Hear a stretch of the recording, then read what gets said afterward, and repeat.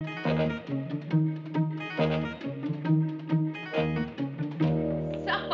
Paul asked me out again, and the next day I couldn't remember whether he'd asked me out for Friday or Saturday. So I just called him back and I said, "Hey, Paul, I can't remember." He said he couldn't remember either. So we're going out Friday and Saturday. Uh-huh. Isn't that funny? Yeah. Well, I thought it was kind of cute. Well, so do I. It's just that this is the way I display mirth when I'm miserable. What's the matter? Nothing, really. I'm just out of a job, that's all. Oh, Rhoda, no. What? Hi. Oh, hiya, Lou. Good, you're back from lunch. Listen, will you get that stuff on the postal reform ready? I want to go over it with you. Well, Mr. Grant, I'm not really back from lunch. I still have 3 minutes. Mary, you're an executive. You don't have to punch a clock around here. You can come back early. Well, for today, could I just come back on time? Okay, but you better not be late. Rhoda, how did it happen? Oh, listen, we can talk about this later. I don't want to get you in trouble. You still have a job, even if I don't. Hey, you weren't fired, were you? Fired? Who got fired? Oh. Come on, Mary. Who was it? Who got fired? Nobody, Ted. Really, nobody. It was you, wasn't it? I wasn't fired. I quit. What do you do? Well, I was a window dresser. Said you happened to watch my show last night? Sympathetic, isn't he? The reason I mentioned it is because I did a special report on the unemployment crisis. It's at an all-time high this year, you know. Yeah, thanks. I heard. Or is it low? Hi, Ted. Hi, Mur. Anyway, I had a straight last night. Good. Now that I have you all together, could I get you all to move apart? Mary, you're late. All over the world. Yes, sir. Mary, please, just get back to work. Now, I'm going to be fine. All right, but I'll see you as soon as I get home tonight, okay? Sure. And look, don't worry about me, kid. I've always wanted a free afternoon. Now I've got one. What are you gonna do? Well, I don't know. It's 1 o'clock. I think I'll take a little walk. Get my mind off not having a job. Good. Maybe do some window shopping. No, wrong. Yeah. I guess I'll just take a bus home and worry. Bye.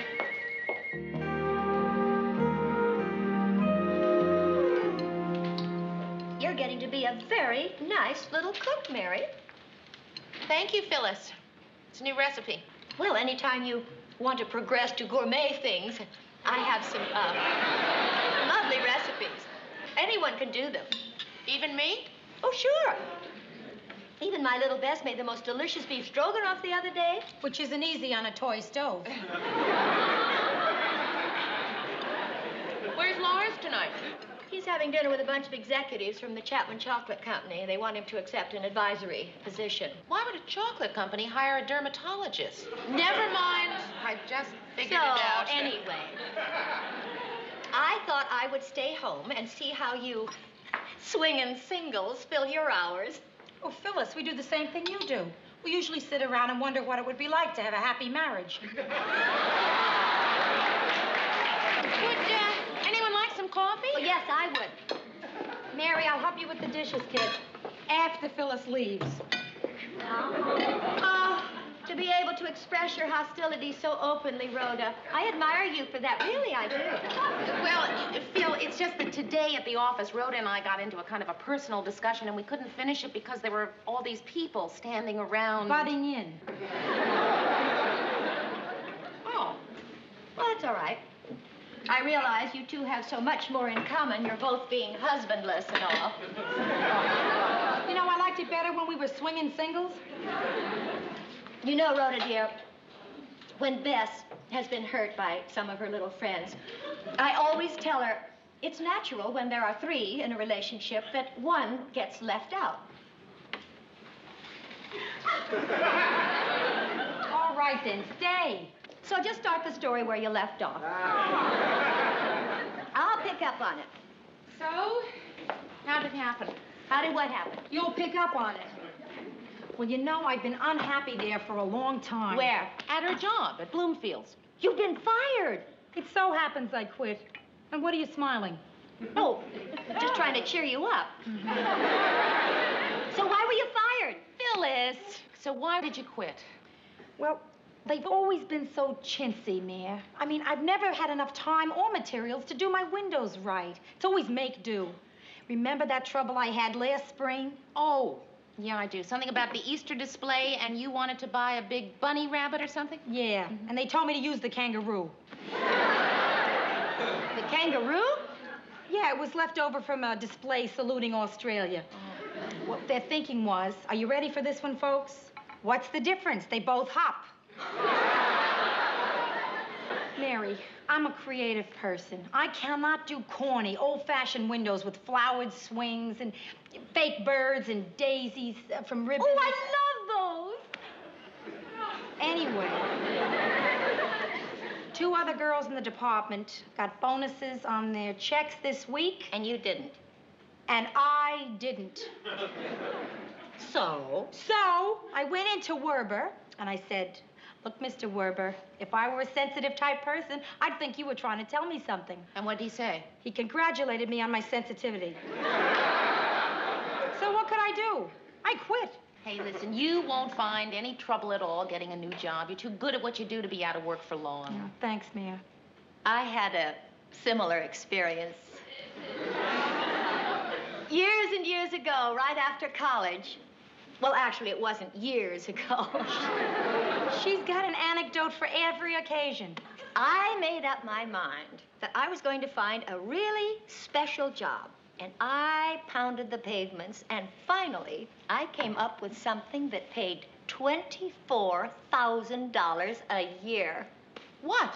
Lars. Too bad you couldn't get it in cash. My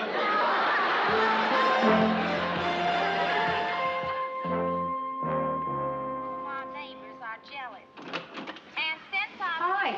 Hi. Hey, I hope you don't mind. My television was acting funny, and it finally died. I can't afford to get it fixed now. So I just came down here and was watching some daytime programs. Daytime at 7:30. Really? I was wondering what Walter Cronkite was doing on a soap opera. You know, Mayor, it's fantastic how quickly you catch up on these soap operas. Last time I saw Dawn of Day was when I had the flu 5 years ago. Today I turned it on, she's still having that baby. So, how'd the job hunting go? You know, today, Ruth Elizabeth, she meets this guy named Guy, who they tell her is a fiancé. She has amnesia, you know. No, I didn't remember that. Neither does she. So, did you look for a job? Sort of. You know, you start out watching these shows for laughs, and then you find yourself getting really hooked. And the game shows. But, you didn't have any interviews or anything, huh? Who had time? I cleaned the apartment, washed my hair, did some laundry, and the day was shot. Well, you ought to get out and look, though, don't you think? I mean, if only for the fresh air. Well, I did get out today. I signed up for unemployment. Oh, you? Yep. Hey, I thought you couldn't collect unemployment if you quit. I thought you had to be fired or something. Oh, well, Werber claims he fired me. Oh. Well, what difference does it make? At least you get the money, right? All right, $57 a week. It's not exactly diamonds and mink time, but it helps. Oh, good, Rhoda, you're here. I was a little worried. I knocked on your door, but there was no answer. But I didn't smell gas, so. Thanks for keeping a nose on me, Phyllis. Isn't she a wonder? The way she keeps her sense of humor at a time like this. It's not such a terrible time. You're right, Rhoda. I went through this morning's paper, and I circled in red the jobs that I think you might have a chance of getting. Thank you very much, Phyllis. Well, you're very welcome, Rhoda. So what's new with you, Mary? Oh, not much. Oh, key punch operator. Key punch operator. Not only don't I know how to be one, I don't even know what one is.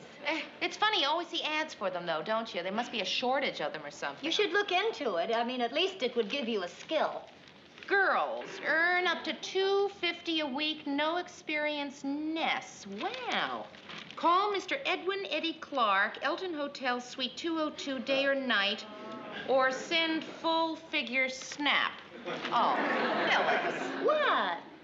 Well, it never hurts to explore all the possibilities. Thanks, Phyllis, but I'm not ready to explore those possibilities yet. All right, then. How would you like to be a commercial artist? Well, yeah. Where is that? I've always wanted to be a commercial artist. Then draw this girl. Phyllis, the time has not yet arrived when I get my jobs off matchbooks. Have it your way, but it has been well over a week. Oh, boy, that Phyllis, she really picks a person up. Hey, I know what.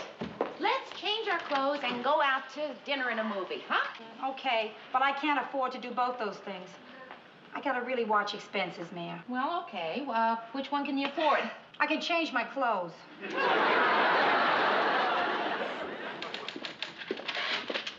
What are you looking for, Ted? A list of job openings. Ted checks that listing every day to see if his job is available. If it isn't, he knows he's still working.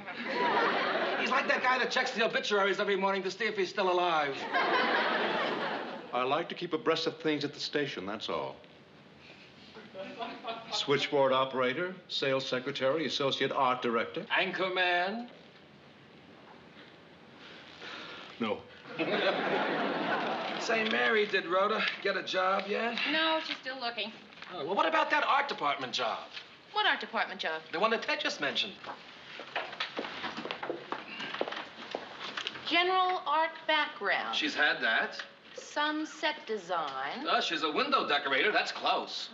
Lettering experience. She can fake that. Hey, Mary, it would be fun with you two working in the same place. Oh, I don't think Rhoda would be interested in this. You know, first of all, she would hate being cooped up in those little cubby holes they have down in the art department. Well, I admit it's not the wide open spaces of a department store window. And she letters terribly. Very poor. She printed a note to the milkman last week. He left her 1 egg and a dozen quarts of buttermilk. No, she wouldn't be right for this. Okay, I'm just trying to help. Well, thank you, but she's got a bunch of interviews today. She'll undoubtedly come up with something. Coming by here for lunch at 12, and I'll bet you she's got something by then. Hiya, Rhoda. Hi, Murray. Oh, is it 12 already? No. It's only 11:15. Have you finished your interviews? The first 2 were filled before I got there. Well, what about the third? I can't operate a key punch. Well, listen, kid, you had a rough morning, but you'll find something by this afternoon. Listen, I'll see if I can hurry up and finish, and we'll have an early lunch, okay? No, that's okay. I can wait down in the drugstore, read a few greeting cards. Oh, no. Sit down and just relax. I'll only be a minute.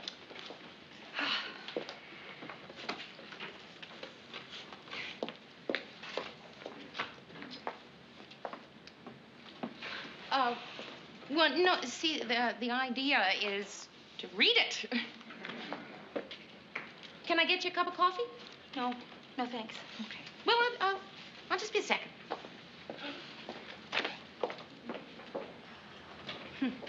Maybe some water, huh?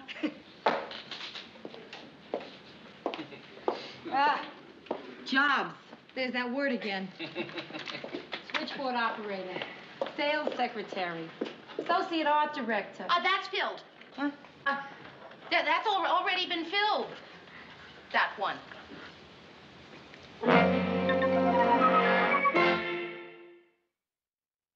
I don't even know what that's doing up on the board anymore. And I'll go see if Mr. Grant will let me go to an early lunch. Oh, no, Mayor, don't do that for me. Oh, letter. Come in. Mr. Grant, I was supposed to go to an early lunch with Rhoda, but she's here now, and... You'd like to make it a late breakfast instead, huh? Yeah.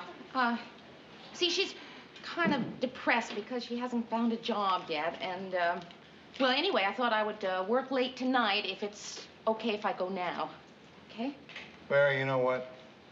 You're a fine human being. Boy, I'll bet you Murray doesn't think so. He's probably sitting out there right now thinking that I'm... Boy, and I don't blame him. Look what I did.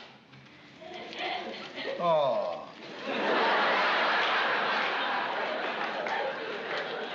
You crumpled up his piece of paper. This is the job list off the bulletin board. Rhoda asked me about that job, and I said it was filled, and it isn't, and I don't even know why I did it. Isn't that the rottenest thing you ever heard of? Okay. Let me take this from the top. Your best friend, who's very depressed because she's out of work, is qualified for a job which you knew about. You, a fine human being. And not only didn't you tell her about the job, but you lied and said it was filled. Is that close? Yeah, that's close. Well, why are you smiling at me? Because you've just reaffirmed my faith in human nature. You mean that what I just did wasn't rotten? Oh, no, that was rotten, all right. It's just nice to know that everyone's rotten. Up to now, I thought you were one of the few holdouts.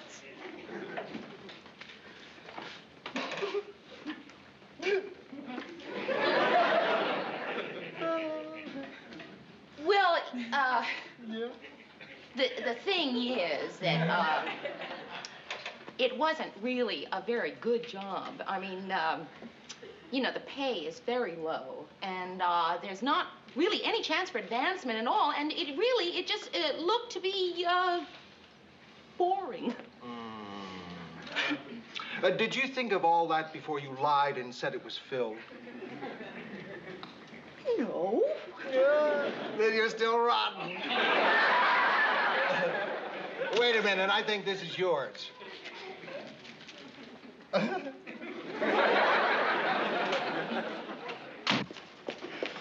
Here, enjoy your meal. Hi, I'm Rayette. I'm sorry I kept you waiting. Oh, I'll have a steak sandwich medium and coffee, please. Stand medium coffee. And I'll have a small green salad. Small greens. Does that come with crackers? Yeah. That's all. That's all? Hey, we have great soup today, vegetable, homemade. Yeah, their soup is homemade. It's very good. Have soup. Yeah, it's very good. All right, girls, soup. Good. Instead of the salad. Instead of the Does salad. that also come with crackers? Yeah. Miss, wait just Yeah. a minute. That's not a lunch. Rhoda, have the steak. Miss, she'll have the steak sandwich. Okay, 2 steak sands and soup. No, Mary, Miss, No, wait, wait. please. Yes. I will have the soup. And a salad, okay? Is that enough? But Rhoda, it's my treat. Why should it be your treat? I'm the one that invited myself to lunch. Well, it's not a lunch. It's brunch. It's a steak sandwich, soup, and salad. And crackers. Right. Why should you pay, no matter what it is? Because I want to. And because I lied when I said it was filled. What? Rhoda, I don't know why I did it. I guess maybe I thought I would have to be responsible for you, or that, you know, maybe it wouldn't be good for our friendship to be working that closely together all the time. You know, we'd get on each other's nerves, maybe, but anyway, I'm sorry I did it, and it's yours if you still want it. What's mine if I still want it? The job. What job? This job. Gee, I find this really hard to believe. I know. You actually think I'd want this crummy job? The pay stinks. The job looks like a complete bore. And I probably have to work in one of those little cells, right? Well, Huh? yeah. But Mary, come on. I mean, how could you? I didn't. I told Murray just this morning that you wouldn't be interested in this job. You really expect me to swallow that? No, Well, you thought I did. would grab at this Rhoda, job. no, because why do you think I crumpled it up like that?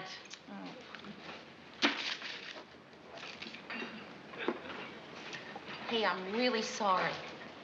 Gee, kid, you really feel bad, don't you? Yeah, I do.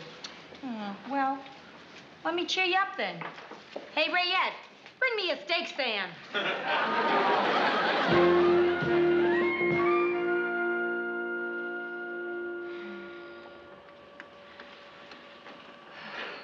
Hi. Look at that. I don't know how you put up with it. She's my friend, Phyllis. If you're her friend, you'll shape her up. The next thing you know, we'll find her on a park bench somewhere. She's probably just tired. Tired? From what? The only place she's gone in the last 3 weeks is here. That's not true. She's gone to unemployment. You know where that money comes from, don't you? Yes, from the employer. That money comes from us, the taxpayers. From you and me and Lars and Bess. Bess, would you tell me how a 12-year-old pays taxes? Every time she buys a little toy. Oh, Phyllis. Anyway, Rhoda says that things are slow right now. Yes, mostly her pulse.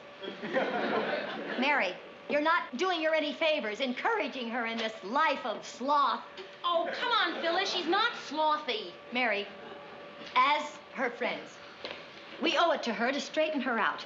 We have to force her to take a good, hard look at herself. We have to shake her up. We have to slap some sense into her. Rhoda! Rhoda! Rhoda!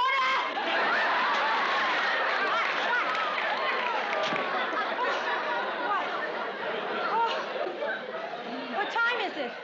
What time is it? It is 7:30. Oh, is my hair on fire? Oh, no, it's still there. Another few minutes, it would have gone up. Rhoda, the time has come for you to hear something that must be said. Mary? What is it, Mayor? Well, Rhoda, as a friend, it's, about you're not looking for work. Not looking, you know, but, not looking... Hard enough, you mean? Right. Well, I guess so. If I were out of work, Rhoda, I'd sure be out there looking for a job. I mean, I'd probably be a nervous wreck by now. And as a friend... You'd like me to be a nervous wreck, too? Mary, let me handle this.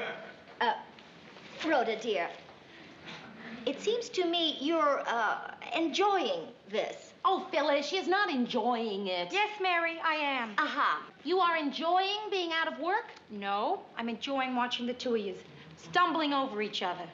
Ahem. Because today I found a job. What? Yes. Well, why didn't you say something, for heaven's sake? Where? At Hempel's, in charge of the window dressing department. The whole department? Yeah. Fantastic. The department is only one other girl, but the manager wants far-out windows, and he says I can experiment all I want. Oh, Rhoda, I am so happy for you. I know you are, kid. Well, I hope it works out for you. If it doesn't, what's the worst that can happen? They'll fire me like they did at Bloomfield's. Aha! Oh, Phyllis, this is a big night for you, isn't it? 2 ahas. But you were fired. Yes, Phyllis, yes, I were fired. But now I are hired. And I'm making more money than Mary. I'm sorry, I meant to get her with that one. No, listen, it's okay. I'm still happy for you. How much more? Okay. Yeah. Hey, Nan, have you had dinner yet? No? Then let's go out and celebrate. Great idea. And the one who's making more treats, right? Oh, right.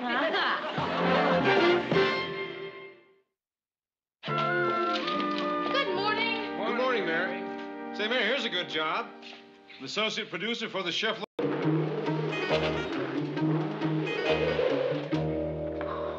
How about that snow? Yeah, quite a storm, isn't it? You know it. When did that food truck get here? I didn't have any breakfast. Oh, I thought you had Edie better trained than that. Oh, I do. But we had a fight, and she went off to the fat farm. The what? One of those places you go to lose weight. Only she gains. She says the exercise increases her appetite, but I think she does it on purpose. Would it be terribly rude if I asked what you're staring at? Well, it's not melting. What isn't? The snowflake on the end of your nose. Look at it. Yeah, it's still there. Did it ever occur to you two that if a snowflake isn't melting, it might be paint? Oh, Why would you paint a snowflake on the end of your nose? I was painting the bathroom ceiling. I got it all over me. Mr. Grant, come on over here and sit down. I'll get it off for you. What is that stuff? Nail polish remover. So, what did you and Edie fight about? Didn't you want to paint the bathroom? Well, painting the bathroom was a compromise. She wanted to redecorate the girls' rooms.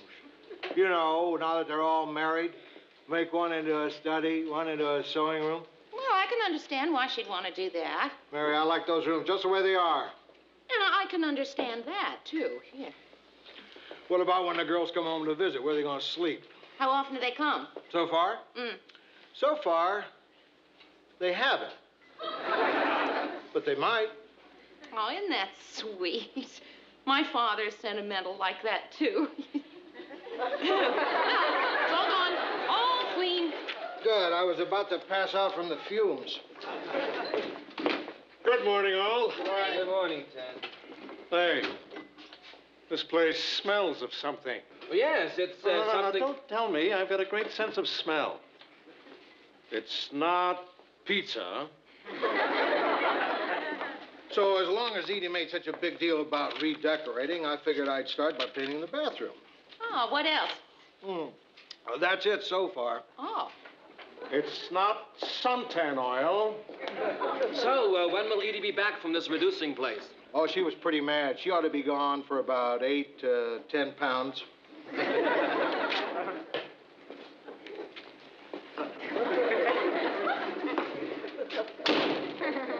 Well, whatever it was, it's gone now.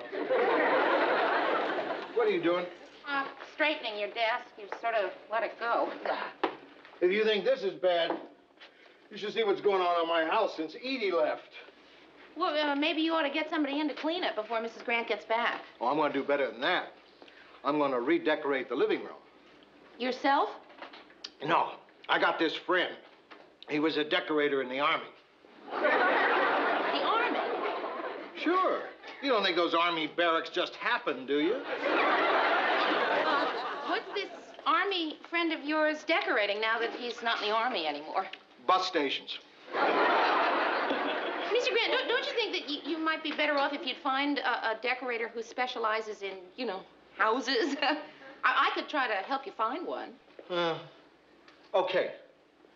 Find me a decorator, but make sure he's someone who's economical, inexpensive, and who doesn't cost too much.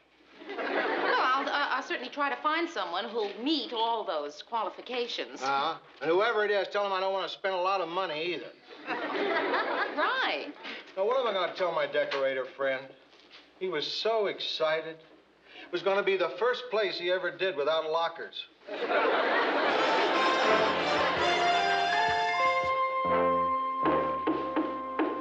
Mare? Hi. Here's my telephone directory. Oh, great. Thank you. Where's yours? It's under my refrigerator. Can't you get it out? Yeah, but if I do, the refrigerator falls over. What are you looking for? Well, Mr. Grant wants me to help him find an interior decorator, and I got to start someplace. In the classifieds? Oh, Mary. No decorator who's any good would advertise in the classified. Well, use my decorator, Mary, Mr. Arnold. Mr. Arnold. Yeah, here he is. Where?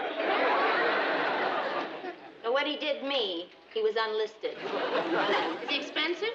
Certainly he's expensive. He wouldn't be any good if he weren't. I don't think he'd be right for Mr. Grant. Oh. You know what else I don't think? I don't really think he needs a professional decorator. Really, all he needs is a pleasant person with good taste to help him. Oh, I'd like to, Mary. I just don't have the time. Well, actually, I was thinking of Rhoda. Thought you said a pleasant person with good taste. Oh, come on, Phyllis. Rhoda does a great job of decorating the windows at Hempel's. Haven't you seen her Christmas windows? They're terrific. Well, then Rhoda's your girl. Mr. Grant wants to live in a manger. Hiya. Oh, hi. I was just talking about you. Somehow that doesn't come as a shock. Mary, you got a couple of spare eggs? Yeah, sure. Help yourself. Listen, Rhoda, Mr. Grant is looking for someone to help him decorate his living room. And, well, we just thought of somebody. Who do you think? Yeah, Phyllis would do a good job. Who? Me? You mean me? Sure. You got the best taste of anyone I know. Rhoda! Dear! I hardly know what to say. How very flattering. I had no idea you thought so highly of me. Oh, I don't, Phyllis. It's your furniture I love. Well, actually, Rhoda, I was thinking of you doing Mr. Grant's place. Me? Yeah. Since I don't have the time. I think you could manage it, Rhoda. After all, you and Lou Grant have so much in common. You know, you're both earthy. Here, Phyllis, the 2 eggs I borrowed. Now we're even. Mary, I'd rather owe you than her. Listen, are you serious about this decorating? Yeah, sure I am. Might be fun for you to kind of branch out a little bit, you know. Oh, and plus, there'd be some extra money in it for you. Oh, boy, I could use that. After I paid all my bills this month, there was one item I didn't account for. My rent. Interior decorator, huh? Yeah, why not? Hey, you know, with my discount down at the store, I could save him a lot of money. Oh, well, that's great. Do you have any idea what you charge him? Oh, golly. I guess when I'm finished, I'll ask him what he thinks it's worth. I wouldn't do that, Rhoda. You ought to get a little something for your effort. Oh, come on, you'll do a great job. Yeah? Well, when would he want me to do it? Well, right away. Mrs. Grant is out of town, and he wants to surprise her. It means I have to work over the weekend. Thank you, Mary. Oh, really? Thanks. No, don't thank me. Listen, you're doing me a favor. Yeah, I'm going to go upstairs and start looking through my decorator magazines. First time I've ever heard popular mechanics referred to as a decorator. Do I owe you some eggs? Yeah, 2 eggs.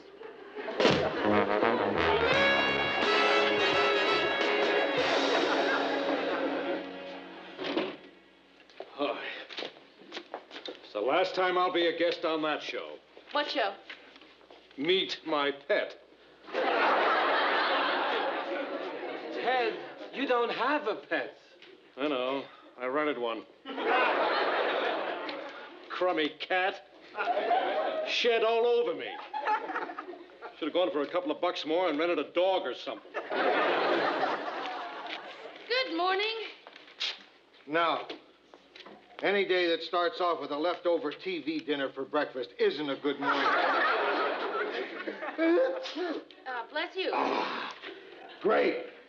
No, I'm allergic to him, too. Mr. Grant, I almost forgot. I've got good news for you.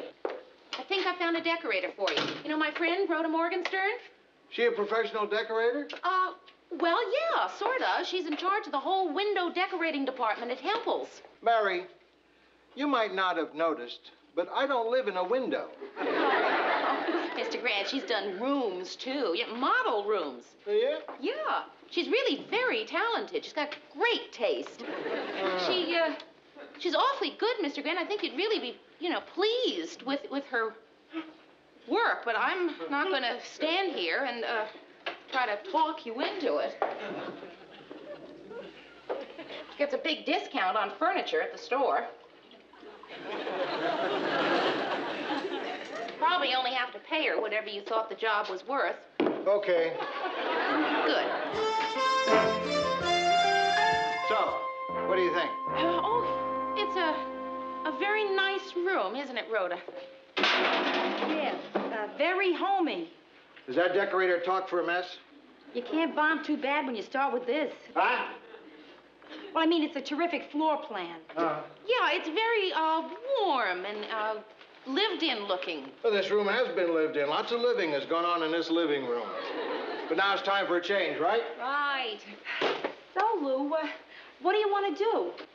Well, I don't know. Isn't that what you're supposed to tell me? Oh, well, Rhoda's got lots of ideas, haven't you? Sure, yeah, lots of ideas. I'm just trying to picture what the room should be. Early American, contemporary, Spanish. Yeah, that sounds good. Which one? Oh, is there more than one? Yeah. I don't know. You're the decorator. Mr. Grant, as long as you're doing this for Mrs. Grant, does she have any preferences that you can think of? Well, she's always looking through magazines, pointing out things. Let's see. Oh, yeah. Light and airy. That's what the captions on the pictures always say. Light and airy. Mm-hmm. And inexpensive. That's what I always say. Right. But not cheap. Right. Well, how does a more uncluttered look sound? Mm-hmm. Mm-hmm. Yeah, right. What about colors? Yeah, colors would be nice. I mean, what colors do you like? Oh, well, I don't know. Gray? Muted colors. How do you feel about antiques? No. Edie doesn't like antiques. That's why we're getting rid of all these things, isn't it? No antiques. No.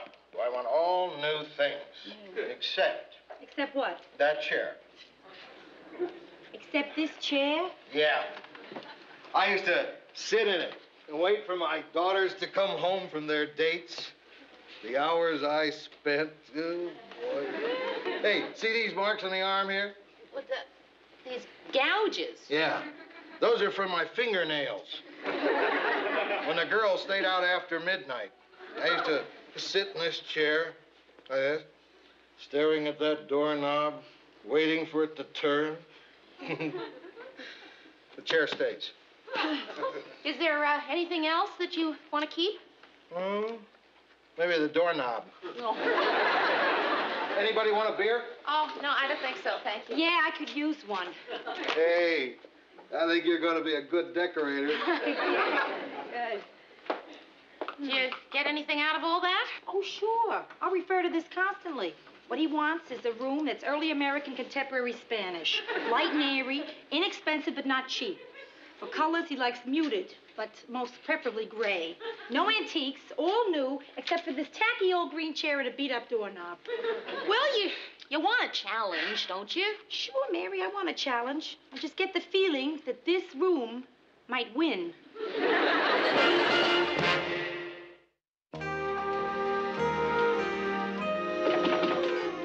Who is it? Oh, no. I'm so sorry to bother you again, Mary, but I'm in trouble here, and I need some advice. What is all this stuff? Oh, these are a bunch of samples. And those are back issues of House and Home magazine. I figured I'd use some of those rooms as a guide. Oh, yeah, great. Mary, I don't know what the correct psychological term is for what I'm going through, but I think it would be called scared. I got rid of all of Lou's furniture, and boy, is that room empty. Oh, hey, you sold it all. Great. Yeah, and it wasn't easy. I called every secondhand furniture store in that book.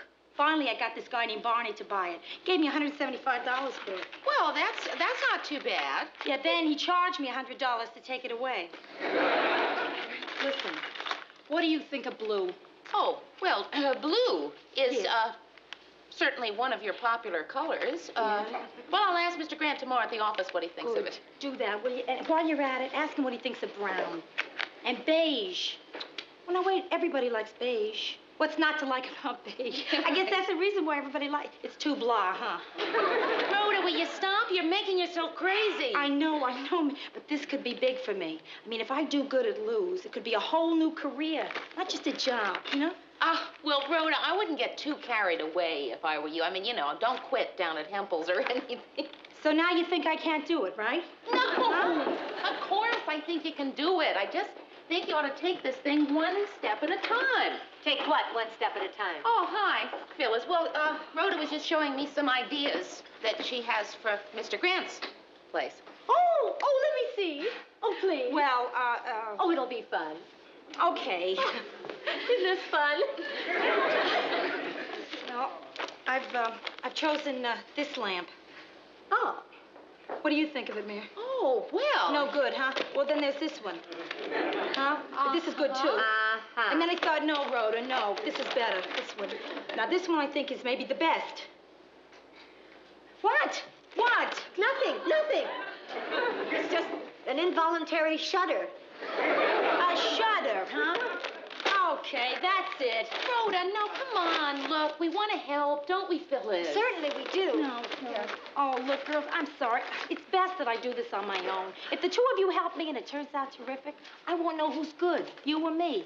Oh, Rhoda. No, Mary, it's true. Listen, it's best that I do this myself. Then if I bomb out, which I probably will, at least I'll have the satisfaction of knowing that I bombed out on my own. Yeah. Well, I think we helped her, don't you?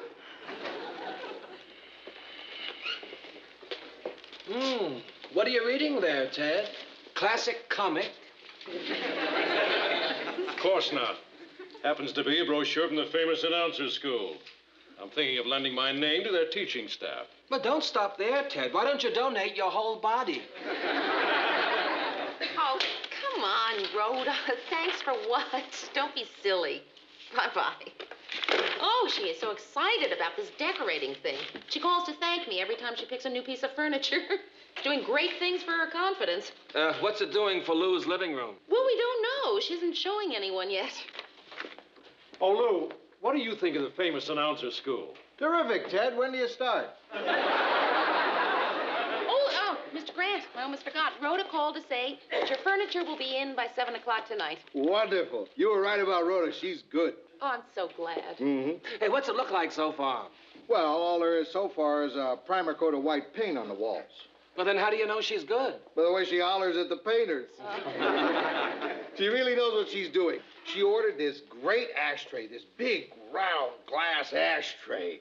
Came this morning. She's great. Well, I can't wait to see it. I guess she'll be getting home pretty late from your house tonight. I wonder if she wants me to stop over there and pick her up. Huh. Is that a hint that you want to see what she's done? Yeah. Well, then why don't you give me a lift home and you can see it? Oh, could I? Good. Well, I feel it's only right, since you arranged everything, that you be there at the unveiling to share my happiness if it turns out great. Oh. And take the blame if it stinks. Rhoda, go turn on the lights. Why? I want you to see the place in one burst. One burst?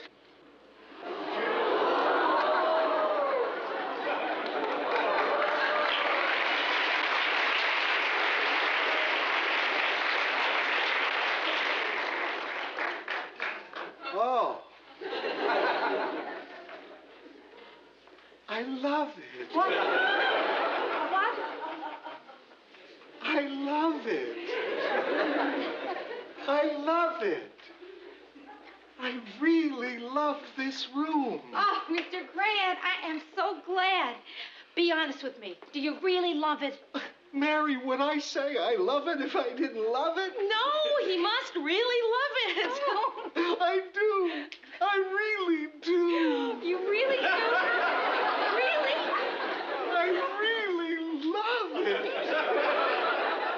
I love it.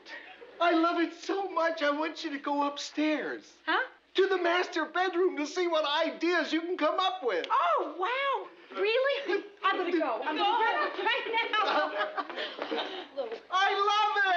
I believe you. I hate it.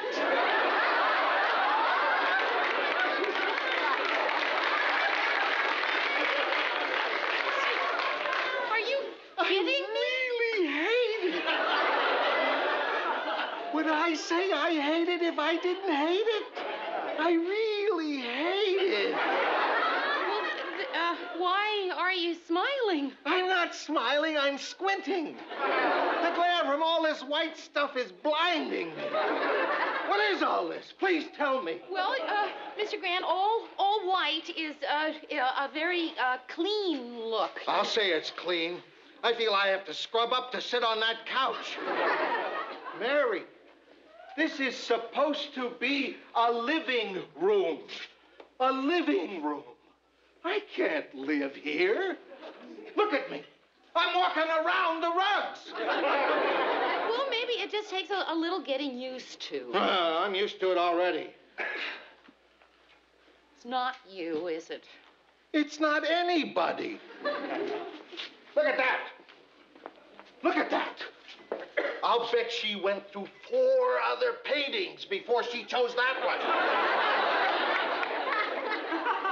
What is that? The price? If it isn't, it should be. Mary, we have a problem here. I'm going to have to tell her, huh? Well, I did get you into this, so I guess in a small sense, in a large sense, it is my fault. Lou! Hey, Lou! Listen to this. What do you think of a fur bedspread, then one whole wall of mirrors to give it a spacious... What's the matter? Nothing. He doesn't love it anymore. Well, no, Rhoda, it's just that after having lived with it for a while now... 2 minutes? Well, the thing is, he is afraid that maybe Mrs. Grant won't love it as much as he loves it. Yeah. I, just spoke to Mrs. Grant on the phone, and she didn't care for it too much. I tried to talk her into it, but you know how she is. A lot like you, huh? Yeah. Well, Fortunately, it's not paid for yet. Oh. So, what would you like to keep? Well, I like the green chair. And I also like, that ashtray. Yeah. I love this big glass ashtray. He does. He told us about this ashtray at the office. It's not an ashtray. What? The legs for it didn't come yet. It's a glass occasional table. That's what it is. Oh. Well, just the green chair then. Right. Listen, Lou, I'll have all this stuff picked up first thing tomorrow. Right now, I better get over to Barney's and try and buy back your furniture. I hope he hasn't sold it all. Sold it? Let's hope he hasn't burned it. She's just kidding, Mr. Grant. Great kidder. Hey, it really is a beautiful room. Yeah, I know. I do. There's only one thing that doesn't belong in here. The green chair. No, the man in the green chair. Kidding. Again. Another kidding. That's... bye.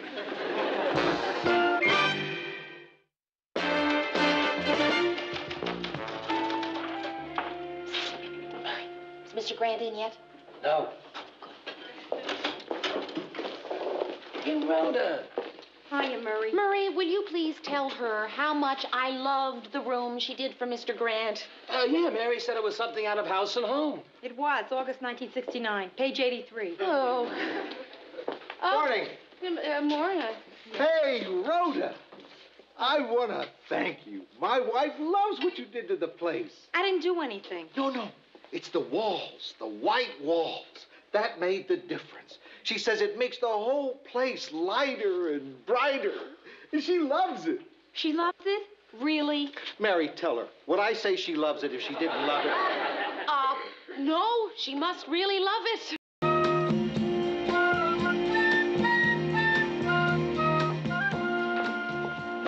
Well, say, Mayor, who can I talk to about getting my blazer pressed? Well, I guess Thelma in the wardrobe department. No, Thelma's leaving at 6, and I have to have a press after my show. I'm taking my blazer home with me tonight. Oh, what's the matter, Ted? Lose your pajamas? No, it's just that I'm doing a guest shot in a very early morning show, and I need a press after I do the news. Well, listen, I'll ask Thelma if she'll stay late and press it for you. Oh, gee, thanks a lot, Mayor. What early morning show are you doing? No, I'm just doing an ad-lib talk show. I'm very good at those ad-lib talks things, you know. No, what are you going to talk about, Ted? Well, I thought I'd talk about... Then I'd, Well, there's, And I could, Well, you know. Hi. Oh, hi. I'm looking for Mary Richards. I'm Mary Richards. Hi. Hi. I'm Betty Bowerchuk. Hi. Hi. You're the associate producer of the 6 o'clock news with Ted Baxter, aren't you? Yes, I am. Well, Mr. Baxter is going to be our guest star tomorrow morning, and, I know how busy and important he is, so maybe you can answer a few questions for me. You know, so he'll feel more comfortable on our show. Oh, sure, I'd be glad to. Does he like chocolate milk? Yeah, I guess so. Oh, what about cake and ice cream? Yeah. Would he mind being hit in the face with a pie? Excuse me, what show is this for, anyway? The Chuckles the Clown Show. Oh. You mean Ted's going to be interviewed by Chuckles the Clown? Uh-huh. The boys and girls love to hear about the different kinds of jobs there are. And we think it's going to be our biggest show since the fireman brought his Dalmatian. Well, I tell you, Betty, I think Ted might find it a little undignified, you know, being hit in the... with a... You know, not that he's not a good sport, it's just that... Well, you know, he is the anchor man. Mary, talk to you a minute. Yeah. Excuse us. What are you doing? We may never get this chance again. Oh, Murray, I can't. No, you can't, but Chuckles can. And why should we stop him? It would be pretty funny, wouldn't it? You know, we can just forget about the pie. It's just all his other guests. Well, if all his other guests get the pie, I think Ted would be offended if he didn't. Oh, good. Good. Is there anything else I can help you with? Well, I know the boys and girls will ask for some photographs of Mr. Baxter. Do you think you could spare some? Sure. How long have you been with Chuck? Chuckles? All my life. He's my father. Well, what's it like having a clown for a father? Well, what's it like, living with a Here are the pictures. I have more in my desk. Excuse me. Oh, wow, is he ever handsome?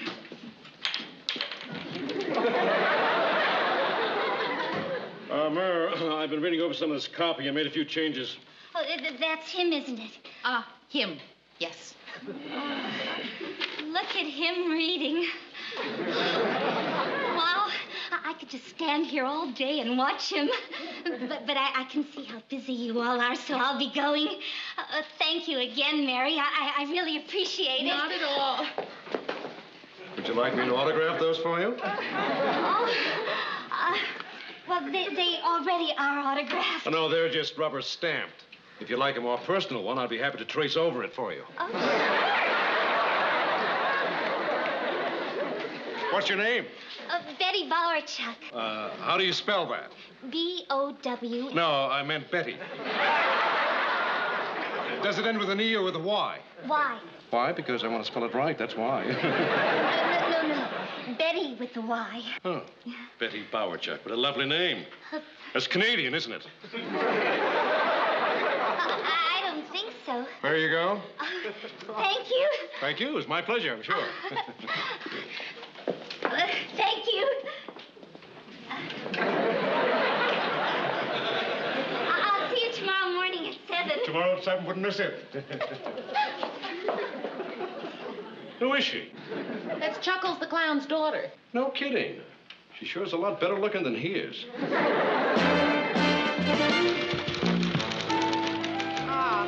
Here's an interesting one.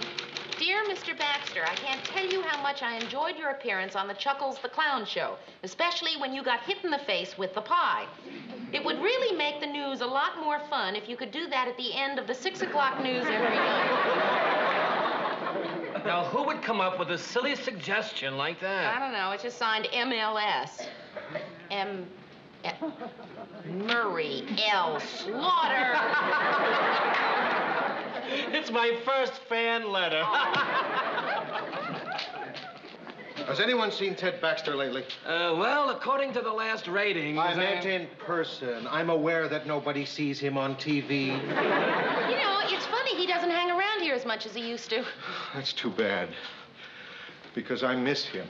You do? Yeah, I miss him. Because, Mary, I've been upstairs in the station manager's office for 2 hours. For 3 minutes of those 2 hours, I was being told what a great job I've been doing. For the rest of the time, I wasn't. 1 hour and 57 minutes, Mary, I sat there and took it. And all that time, a pressure was building up inside me, kind of like steam in a boiler. Now, normally when I get this way, Baxter's around and I can let it out on him. In short bursts, or on occasion one big blast. Now, with him not around, I can't let it out. Mary, I could hurt myself. Mr. Grant, you want me to try him at home? No, it doesn't work on the phone. I gotta see his face. When he gets here, tell him to get his face into my office. Marge, hi, listen, when you see Ted Baxter, would you... Oh, yeah? When? Huh. Thank you. What? Marge said that Ted came in at 7:30 this morning. I wonder... Ted!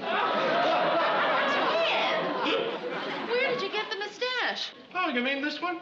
Yeah. Oh, it's just a temporary until the real one grows in underneath. How do you like it? Oh, well, it's very nice. Makes me feel like I'm with it, you know? What do you think, Murr? I like it better on your hand than on your face. Pretty clever, eh? You know, it takes most people a month to grow a mustache like this. But with this, I can look like this right away. Then in a month, I'll have a real one underneath that looks just like this. And when I take this off, I'll have all that, and that'll look just like this. Ted. Don't, Mary. He may repeat it. Lou was looking for you, Ted. Tell him I'll catch him later. I've got a very important meeting upstairs. Say, Mayor. Can I borrow your rose? My rose? Your rose. Yeah, sure. Thanks. I'll buy you a real one tomorrow. Ted, that is a real one. It is? Gee, it looks so pretty. I thought it was plastic. Gee, isn't nature amazing? To be able to make a flower as good as a factory. And then Ted asked if he could borrow my rose. Your rose? Yeah, that's what I said. Why would anyone want to borrow a rose? Maybe he's decorating a tiny little float for the New Year's Day parade. It's not the only weird thing he's doing either. Did you see the news tonight?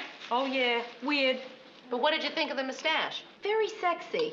But you know, Mayor, was it my TV set or my imagination? About halfway through the show, did it, tilt? Yeah. That was kind of unfortunate. What happened was that Ted sneezed during one of the commercial breaks, and, well, nobody noticed it until it was too late. Hey, Mayor, I bet I know why Ted's been acting weird. Yeah? Why? He's in love. Ted, in love? I don't think so. Mary, please, will you take my word for it? You're talking to the expert on men falling in love.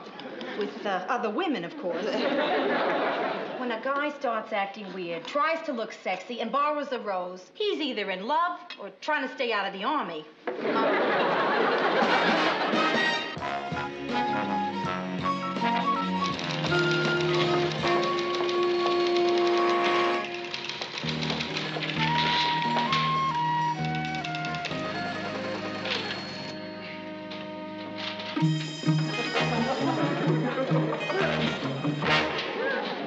Listen to this. The Dayton Rhinos won the Central Division Football Championship last night, and 37,000 deliriously happy fans celebrated their victory, setting fires, turning over cars, and breaking every window in the city hall. I wonder what they would have done if they'd lost. It's gone. What's gone? My rose. Somebody took my rose. Your rose, gee. Well, I just bought a new one this morning. I bet Ted took it. Oh, hey, Mary, I've accused Ted of being a lot of things, but he is no common, ordinary rose thief. Murray, I'm telling you, Ted took it. Look, the little drips go all the way out the door. So did the big one. You know something? I think Ted is in love. Ted has been in love ever since he was a baby and saw his reflection in the bathwater. I mean, with a girl. Oh, gee. Hope it isn't anybody nice. No. Baxter around? Well, he was. You just missed him. The steam, Mary. The steam. Did you just come from another meeting? No, but in 10 minutes, I'm going to one. And do you know what the subject of that meeting is, Mary? Ted Baxter's mustache. Don't they like it? They don't know. They haven't tested it yet. How do you test a mustache? Who knows? Who cares? But for 2 hours, I'm going to have to sit there and hear about it. You want me to try and find him? Oh, yes. Do. Hi, Mary. Oh, hi. Hi. Hi. Anyone seen Ted? No, as a matter of fact, we're looking for him ourselves. Oh, I just wanted to thank him for leaving this on my desk.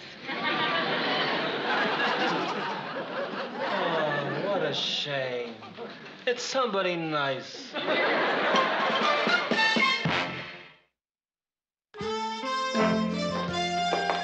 That had to be the most awkward lunch I have ever sat through. I didn't think it was so bad. No, of course not. You had your back to Ted and Betty. I was staring right into their booth. So what were they doing? Rhoda, he obviously took her to that dark restaurant because he didn't want to be seen with her. I mean, did you see what he did when he saw us seeing him with her? How could I? Every time I started to look, you said, don't look, don't look. Well, he had his arm around her, and everything was very cozy. And then he saw us, and he pushed her away and started treating her like a stranger.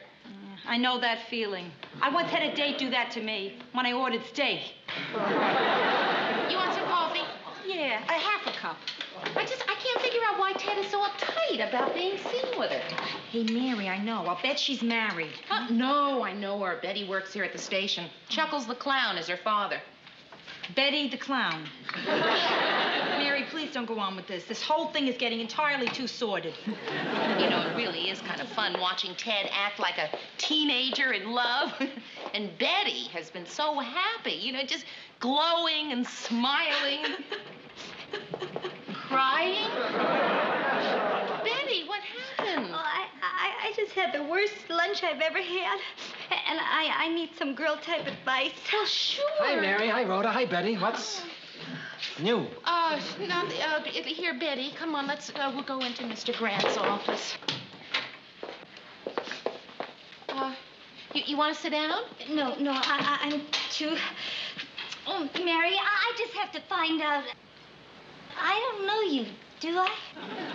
Oh, I'm sorry. Rhoda Morgenstern, Betty Bowerchuck. Huh. Bowerchuck? Bowerchuck? Are you related to Bill Bowerchuck from New York City? No. He used to date my sister. Nice guy. Yeah. Betty. Well, Mary, don't tell anybody, but, well, Ted and I have sort of secretly been going together for, well, almost 2 weeks now. And, Oh, really? yeah. And, well, I just have to ask somebody, is it true that there's a company policy that 2 employees can't fall in love? Well, where did you ever hear a dumb thing like that? Ted told me. Maybe I did hear something like that. Well, I told him I never heard of that rule. But he said that if anyone from work sees us together, we'll both be fired. So at the restaurant today, so that nobody would think we were together, he made me pay my own check. Betty, Ted does that to everybody. Mary, will you talk to him for me? About us? Well, Betty, I really think it would be better if I didn't, and you did. Oh, please. Carl Bowerchuck. His name wasn't Bill. It was Carl. Are you related to him? No. I'm finished. That's the only Bowerchuck I know. Listen, Betty, I tell you what, why don't you come over to my place for dinner tomorrow night, and you can talk a little more about it then, huh? Oh, I'd like that. Okay. Thanks. Oh, excuse me.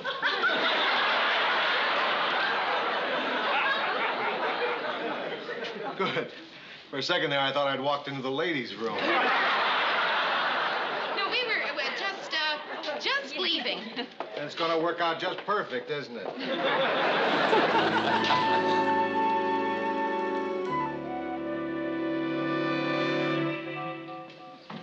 Hey, Mary. Oh, hi, Ted. Listen, Ted. What do you think? Of what? My mustache. It's real. Isn't it wonderful? I told you it would look like this. My own grew in. I threw the fake one away. Well, it looks just as real as the fake one did. Thanks. Listen, Ted. I wanted to talk to you about Betty. Who? Betty Bowerchuck. Who's that? The girl you have been secretly going with for over 2 weeks. Oh, that Betty. Is her last name Bowerchuck? I didn't know that. Oh, come on. Ted, you know perfectly well what her last name is. Ted, I know about you and Betty. You do? How much do you know? Not much. Good.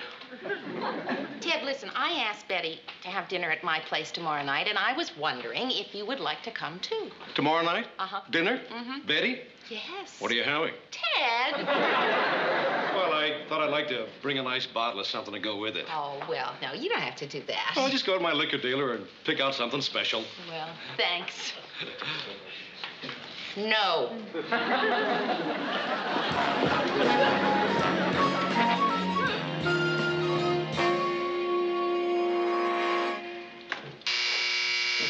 in. Hi, Mary. Ted. Hi. You're kind of early, aren't you? I am? Gee, I better get my watch fixed. According to this, I'm fashionably late. Where's Betty? Oh, she had to work tonight. On Saturday night? No, Chuckles is doing a guest shot at the Mayflower Market. She'll be here as soon as all the candy and balloons are gone. Oh, good. Taste of the bubbly? Oh, here. It's not that domestic stuff either. It's imported from Los Angeles. Really delicious. No, good. I'll put it on ice anyway. Everything you say, Mary. Mmm. Oh. Sorry.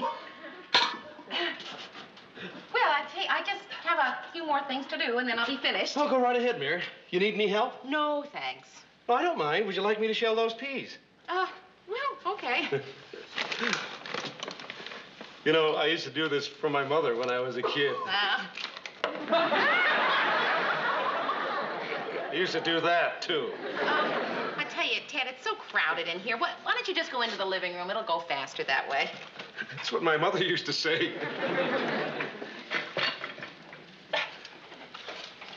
Should I wash these off? No, just give them to me, Ted, and I'll throw them away.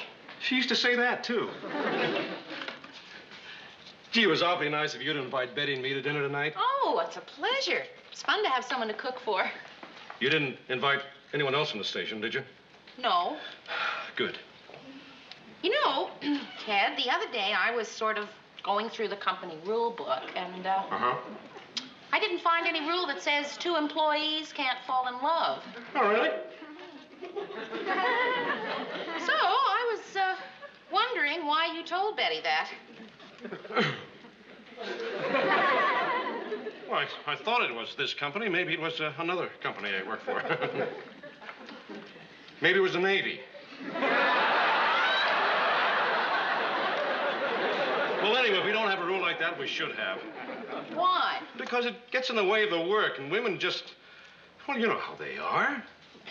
Isn't Betty sort of special? Well, sure, she's very special, but I start to thinking of where this could lead. Well, you know, marriage. I see us walking down the aisle, see the minister, and I see the best man smiling, and I see my mother crying. And I see this guy in the red nose and the orange hair and the baggy pants waiting to throw a pie at me. Mary, I can't have a clown for a father-in-law. Oh, Ted. What do you understand, Mary? I'm an anchor man. I've got a certain amount of dignity to protect. No, Ted, I don't understand. I mean, it seems to me if you really care about somebody, it doesn't make any difference who your father-in-law is. Tell that to David Eisenhower. Ted, I'm sorry, but I just don't believe that's your reason. Okay, Mary. I'll tell you what I'm afraid of. What if she really doesn't love me? I mean, what if I get engaged to her and tell everyone and even have my engagement picture in the paper? And then she dumps me for somebody. I mean, how will I look? Pretty silly, right? Well, Ted, that's one of the chances you have to take. Well, that's easy for you to say. You've never been dumped by somebody. Ted, sooner or later, everybody gets rejected. Well, not me. You don't love somebody, you don't get rejected. You don't get loved, either. Well, I just couldn't stand being hurt. Well, being hurt is part of life. It's part of love. Well, did it ever happen to you? Did you ever get hurt? Yeah, a couple of times. You have? Mm-hmm. Tell me something, Mary. When you got hurt, did it hurt? Yeah, it hurt a little. It was, a good hurt. I mean, it wasn't permanent or anything. I mean, here I am. Ta-da.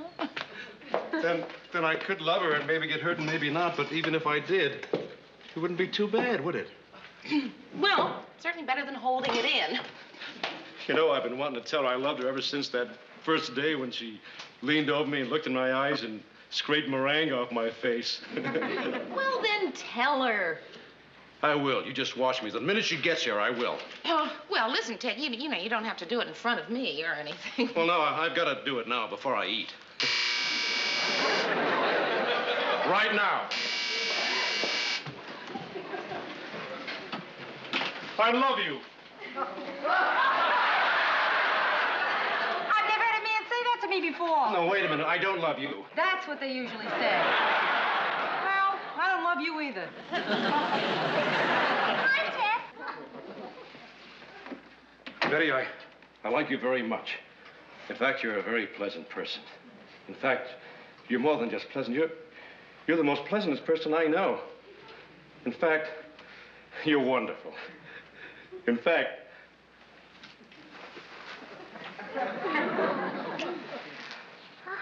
In fact... Mary, I think we better leave the room before we hear the rest of the in fact. I think you're right. In fact, I love you.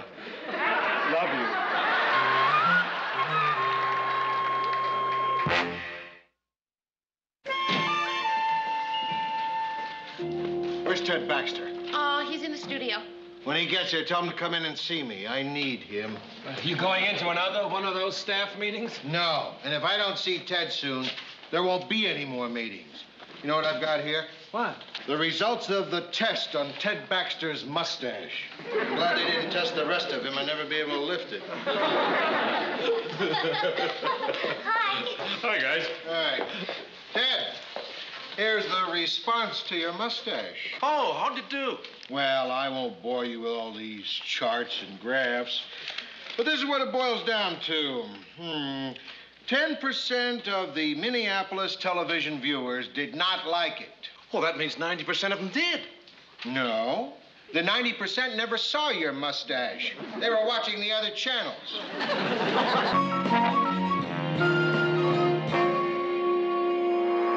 Turning to the national scene, garbage collection in New York has come to a standstill until the sanitation workers and the city come to terms on a new wage hike. Spokesman for the striking workers said that unless their demands are met, they will continue to refuse to collect the refuse. Meanwhile, the mess mounts. Oh, isn't that awful? Yeah, I sure hope it doesn't happen here. I was talking about Ted. Till tomorrow at 6, this is Ted Baxter saying... This is Ted Baxter saying good night and good news.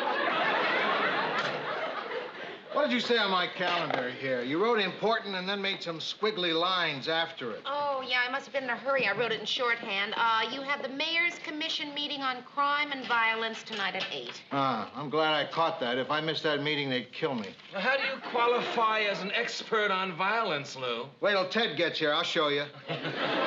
Mr. Grant, don't forget tomorrow night you have the Twin Lakes Homeowners Association meeting.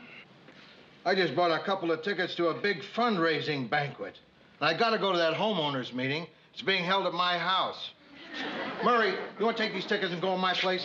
Gee, I'd love to, Lou, but I'm on the Health and Welfare Committee of my union, and we have a meeting tomorrow night. Well, Mr. Grant, if you can't get anybody else, I'll be happy to go to the banquet in your place.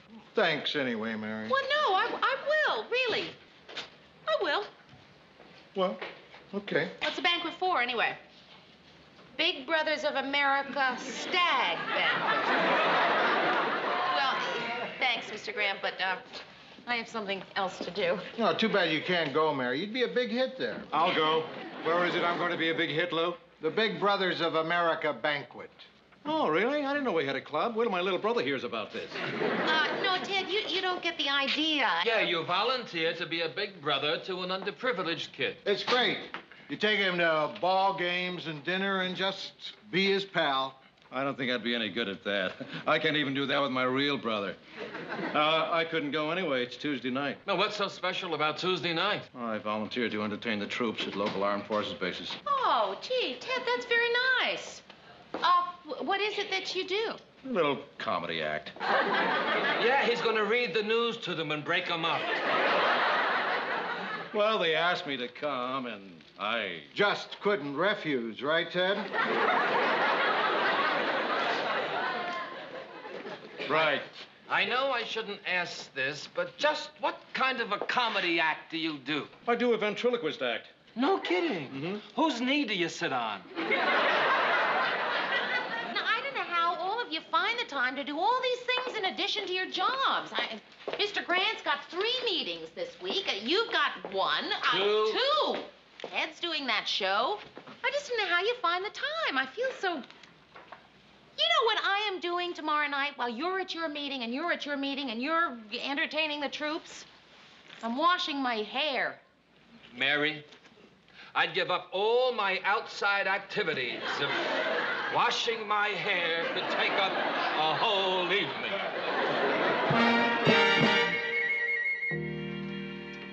I forget. If you want to loosen something, do you turn it clockwise or counterclockwise? Counterclockwise.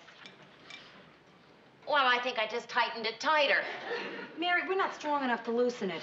Maybe I'll just have to go out and hail a man. Got it. Too bad. Come on in, Phyllis. Oh, my. You girls certainly do manage to find quaint ways to fill your evening. Yeah, well, the chain is broken on Rhoda's bike. Oh? Too much weight, I guess. Right, Phyllis.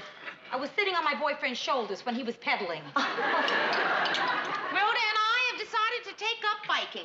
Rhoda, I had no idea you were so interested in ecology. Who's interested in ecology? I'm interested in my thighs. My ecology group is trying to eliminate cars from the city and get people to use bicycles instead. Phyllis, what was that you were driving out of your garage this morning? It was a very big thing with a lot of black smoke coming out the back of it. Well, I have to use my car. My other civic groups are important, too, you know. I don't have the time to just go pedaling all over town. Phyllis, where do you find the time? You make the time, Mary, if you're a concerned citizen. There's no reason you couldn't. You have no ties, no responsibilities, no one who needs you. You need her, Phyllis. Who would you be bugging right now if she weren't here? No, she's right. I should try to make the time. Well, far be it from me to try to influence you, Mary, but joining some sort of a civic group wouldn't hurt your social life either. No, I'm not looking for a way to meet men. I am looking for a way to do something, to be involved. You know, Mary, you're right. It's important for us to get actively interested in civic affairs, to become better citizens. Right. And if along the way we happen to meet a couple of cute new guys. No, Rhoda! I don't want to do this to meet men. Phyllis, are there any groups that are exclusively female? Mary, let's not be fanatics about this. Let me see here now. Exclusively female. Wait, here it is. No. What? Brownies. Here it is. A new group, Women for Better Government. And they're having their first meeting tonight at 8:30 in the Civic Auditorium. Tonight, huh? That sounds pretty good. Hey, you want to go with me? What would I want to go there for? Who knows? You might find it more stimulating than watching roller derby on TV. Come on, go with me. Why don't you go upstairs and change? Mary, I am proud of you. All right, ma'am, I'll go. But why do I have to change my clothes? For a bunch of women? Wait, maybe there'll be a parking attendant. I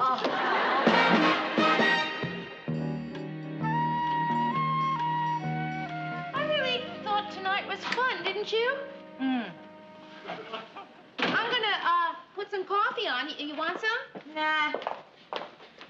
I'll just, put your box of stuff down here, okay? You know, I really liked tonight. I did. I mean, I have to admit, I was, you know, a little apprehensive at first. I mean, you know, the thought of all those women, but, I thought it was pretty good. I liked the speech that Mrs. Hendricks gave, didn't you? Boy, there is a woman who has really done her share. Did you know that she is personally responsible for 3 bills being introduced in the legislature this year? Think of her. Think of her. Think of him. Who? Him, that's who. Standing up there next to her. Oh, you mean the governor's assistant? Yeah, Mary. The only man in the room. I like the plans that he showed us for more glass bottle recycling centers. Positively gorgeous. People shouldn't have to drive 20 miles to get to one. You know, one should be living in your house at all times. I mean, I think if you make it convenient for people, they will cooperate and take their bottles into the centers. Okay, what's wrong? He was crazy about you. He was not. He was too, Mary. Come on now. During the question and answer period, when you asked a question, he left the podium, came down into the audience, asked me to move over, and then sat down next to you and answered you personally for 15 minutes. That's when I thought to myself, Rhoda, he's interested in her. Rhoda, he did not come down off the stage. With his eyes, he did. What are you smiling? I'm sorry. Mary, listen, don't defend yourself to me. Believe me, I know why you went to that meeting. Not to meet men. Well, so you got unlucky. You have my sympathies. Come on, Rhoda. I didn't meet him. I wish I had. I think he was pretty attractive, wasn't he? Yeah. He didn't even get my name. Well, he got mine. I took off my name tag and pinned it to his jacket. Good night, kid. Good night. Oh, Mary, I'm tired. Can I leave this down here for tonight? Yeah. Yeah, maybe it'll be gone in the morning. See you tomorrow, kid. Right. Hello? Oh, hi. Well, I remember you. I mean, we only met an hour ago. Oh, well, listen, you didn't have to do all that. I mean, I would have given you my number. Lunch tomorrow? Yeah, I'd like that. Why don't you call me at my office tomorrow morning? WJM-TV? All right, fine. I'll talk to you then. Goodbye. How? How, what? How did he get your number? Oh, simple matter to get a person's number. He didn't know your name. He got my license plate number as we were driving away. Yeah? And then he stopped a highway patrolman and had him call in and get my name, address, and phone number. It's simple. Yeah, Mayor. That's happened to me. I once had a guy track me down like that. Yeah. A highway patrolman. $63 speeding ticket. Or a week in jail. Mary?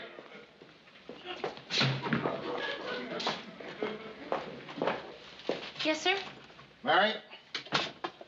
You have to go shopping for me today for my wife's birthday. I usually give her money to buy something for herself, but this year she wants to be surprised by you. And you'll have to hurry.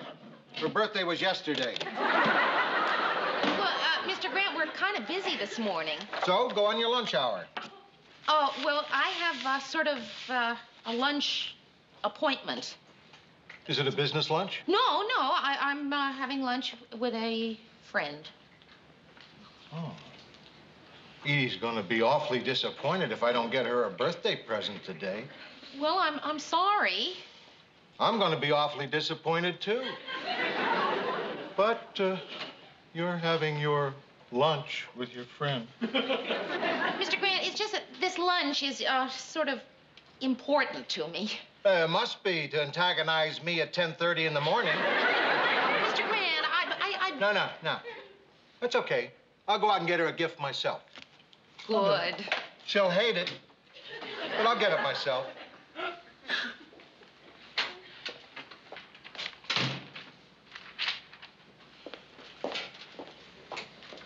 Oh, what happened in there, Mayor? Morning, guys. Mr. Grant asked me to get Mrs. Grant a birthday present, and I had to say no. Good for you, Mayor. If you got her a present, you'd have to get Murray's wife a present, and I don't even have a wife. This isn't fair. I mean, after all, whoever thinks of my mother? What's your mother got to do with this? Well, if everyone's wife gets a present, I don't know why my mother... Newsroom. Oh, hi again. You can't make it for lunch? But when now? I'll be downstairs in 10 minutes. Thank you. Bye-bye.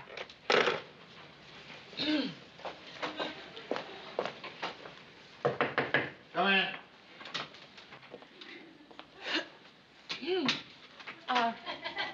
Mr. Grant, after having thought about it, I have decided that I would be delighted to buy Mrs. Grant a birthday present at lunch.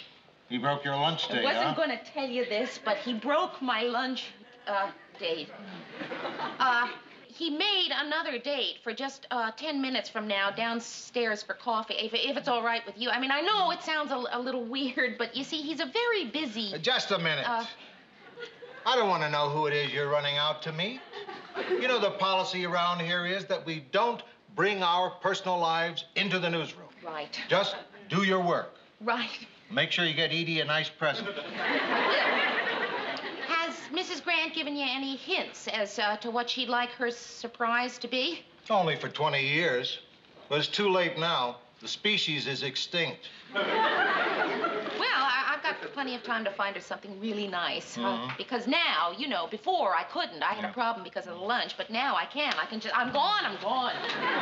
Mary, I just want you to know I appreciate what you're doing. Oh. Would you like a nice gold locket with my picture in it? That would would be very nice. I mean, for my wife. Oh, better.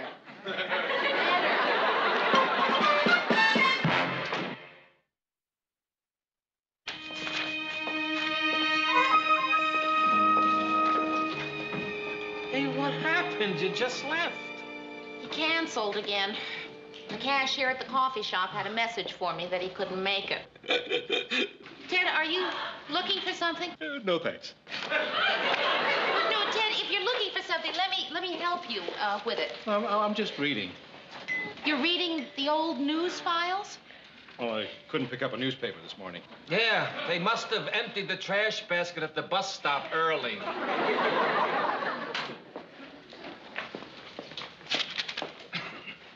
Your date phoned to tell you he's sorry he stood you up. But he got an emergency call at the last minute from the governor to make up for it. He wants to buy you dinner tonight. But he won't be able to call you this afternoon. So he'll pick you up at 8 at your place if it's all right with you. Yeah, that's fine. With me. I'll tell him that the next time he calls.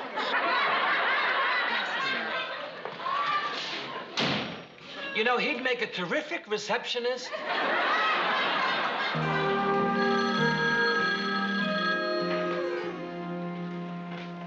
Hello? Yes, it is. No, he isn't here yet, but I am expecting him. We have a date. Who's calling, please? Well, hello, Mr. Governor, sir. Can I have him return your call? You'll wait on the. Well, of course, if you want to, that's fine with me. No trouble.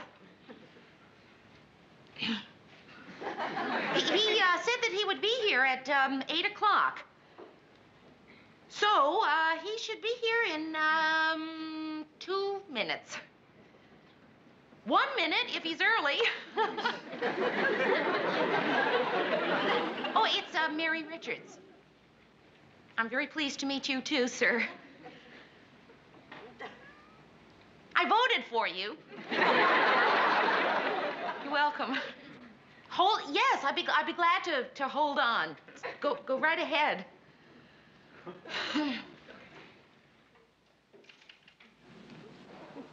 Yes, sir, I'm still here. That was him on your other phone? He can't make it tonight. Yes, I heard. Yes, sir. I heard you. No, I understand. Of course, I don't blame you. No, I hope you both have a very pleasant evening. Goodbye, sir.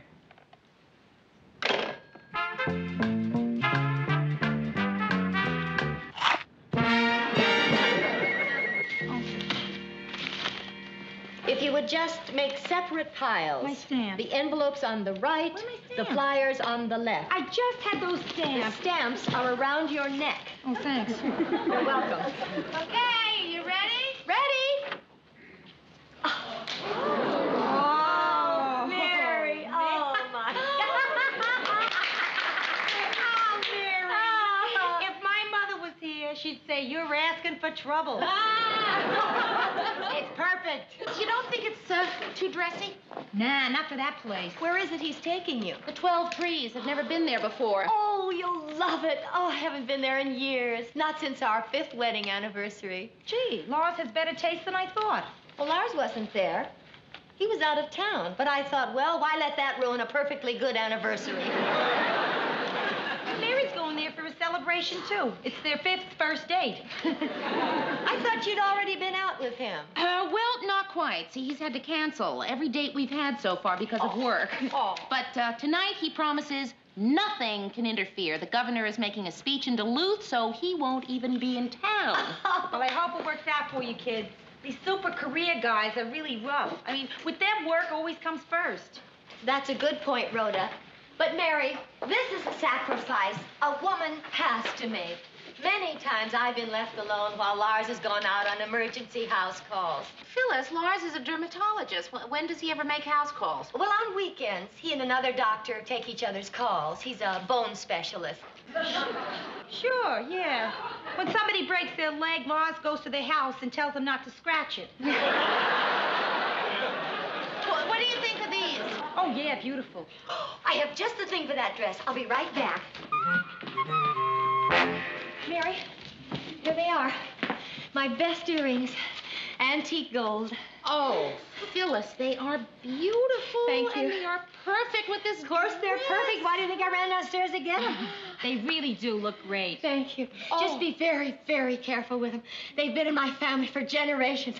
I don't know what I'd do if you lost them. They're insured, of course, but you know how mother hands them down to daughter and mother hands them down to daughter. Thank you, Mary.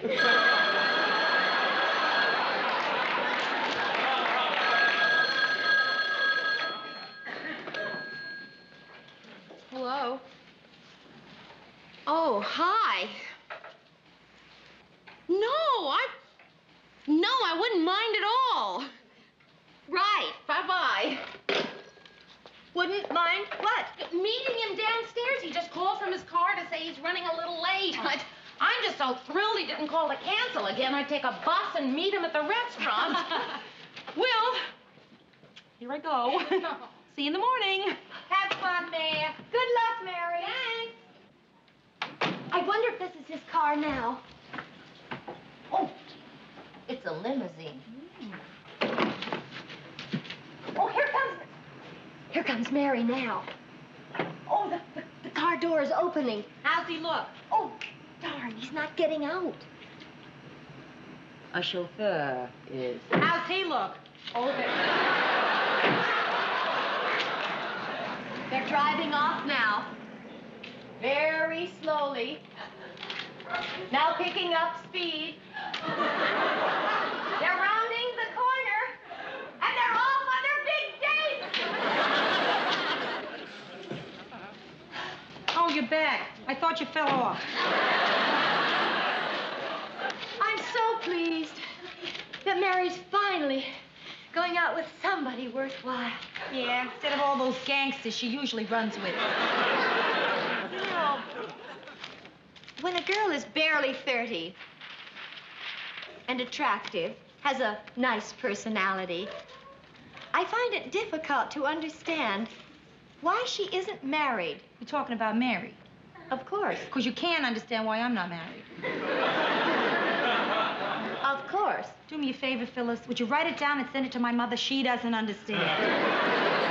There you are. And here I am. Mary! What are you doing back here? It happened again. The minute I got into his car, the phone rang. It was the governor. And because the governor was out of town, he had to go somewhere in his place. Well, why didn't you go with him? Because he had to go to Anchorage, Alaska. Why didn't you go with him? Oh, boy, all that money and the dress never got off the block. Maybe he didn't notice the kid. You can wear it again. What again? No more agains with him. It's got to be the shortest romance on record. Exactly. What do I want to get involved with someone like that for? 2 minutes here, a phone call there, and he's trying to impress me. Imagine what it would be like if we were going together and he started taking me for granted. Morning, guys. Hi. Morning. Oh, leaving town, Ted? That's too bad. I'll drive you to the airport. No. I keep my dummy in this thing. I mean my hand puppet. I'll show it to you. Hi, guys. Well, thanks for the compliment, Mary. You know, the little kids at the Air Force Base really ate up my act last night. The kids? Yeah, well, some of the officers brought their kids. Oh. Fuzzy and I were a real smash. Right, Fuzzo? Yep. You know, I got to thinking. That's always trouble. Well, if my show could have a little more... Gosh, guys, this is just swell, but honest, I didn't even want my birthday mentioned at all. So how come you circulated that sheet of paper with all your sizes on it? Well, I lost some weight since Christmas. Miss? I see people eating, so there must be some way to get food. We could bang our spoons on the table. Miss, are you our waitress? Uh-huh. Well, I'd like I'll a be right with you. Teeny. Be nice if she could have stayed a minute. Miss, we'd like to order. Oh, sure. What do you have? Well, as I said, I'll start with a martini. What goes good with a martini? What do you have that's good today? Well, we've had a lot of compliments on the Hungarian goulash. Oh. That's probably why we're out of it. Well, what do you still have? Swiss steak. Okay, I'll have the Swiss steak. Swiss steak. Check. I guess I'll have the Swiss steak, too. We're out of it. I don't understand. Well, we only had one order left, and she got it. Oh. Well, listen, Ted, it's your birthday. You have the Swiss steak, and I will have a salad. Yes, the vegetable salad. Veg, sal, check. You? I can't be rushed. I can't be rushed. I decided on a steak, a sirloin steak with baked potatoes, sour cream and chives, and lots of butter. Yeah, and garlic toast. And a martini.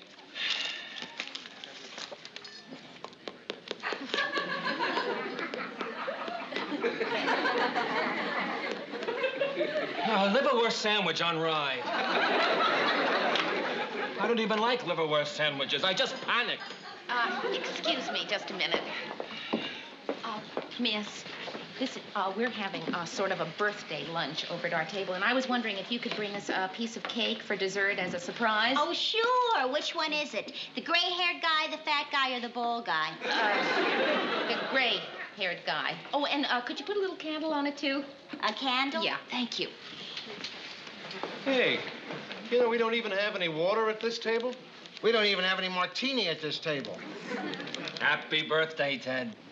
Hey, I'll bet it's a book. Hey, it is a book. Dick and Jane Visit a Farm.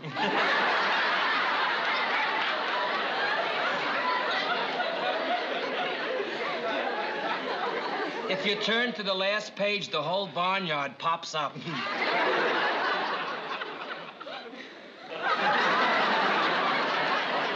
You don't already have it, do you? Hey, that's really funny. We better get our food pretty soon so we can get back to the office for those secretary interviews.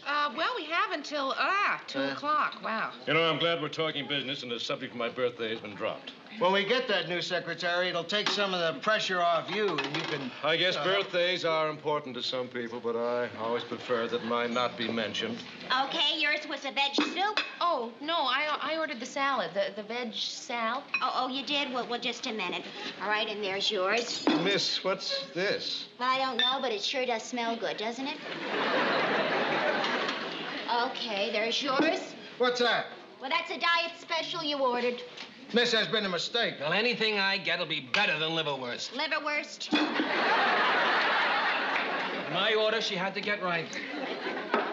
Miss, I would never order a hamburger patty and cottage cheese. I hate cottage cheese. I don't even like to get this close to cottage cheese. I don't even like to say cottage cheese. Well, okay, if you want me to take it back, I will, but I'm warning you, the chef is already in a snit, and he's not gonna like it. Well, I don't care if he likes it or not. Mr. Grant, look, why don't you just eat the peach and the patty part, and then I'll get you something else later this afternoon. Okay? All right. Oh, good. Yes, you can forget the martini. Oh, martini, right, coming right up. All right. Miss? Miss? Now we can't even get the check. Maybe they'll never let us out. I'm sorry I made the reservations in this place, but somebody told me it was good. I did, but I didn't have this waitress. Well, who's for coffee? You're too late. We like the check. Oh, sure. Well, it's got to be here somewhere. I don't know where to put it. Miss. What cake? Oh, the cake for the gray-haired guy. Oh, gee, guys, you shouldn't have. Well, I'm sorry. I just ate the last piece. But how about a a nice bear claw. No, forget it, please. All right. Sorry, Ted. Thank you very much. It's been a pleasure serving you. Boy, I will never come back to this place. That's the kind of waitress doesn't get a tip. And she knows it. Did you see how friendly she acted when she brought the check? She should tip us. She's the worst waitress I've ever had. Well, how was everything? Oh, just fine. Oh, thank you very much. Do you mind? We really need this table. Oh, thank you. Thank you very much. Mary, you shouldn't do that. I know, Mr. Grant, but I just couldn't. I mean... If you encourage her by saying just fine and leaving her a tip, she's going to do this to everyone. Oh, here's your martini. Forget it. I'm not paying for it. Forget it. You already did.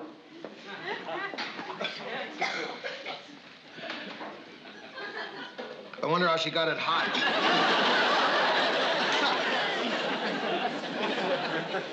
Is everything all right, miss? Well, to tell you the truth, it was the worst service I have ever had, and that's it. Oh, yes, we've had quite a few complaints about her. Please, all of you, come back again tomorrow as my guests. I assure you, things will be different.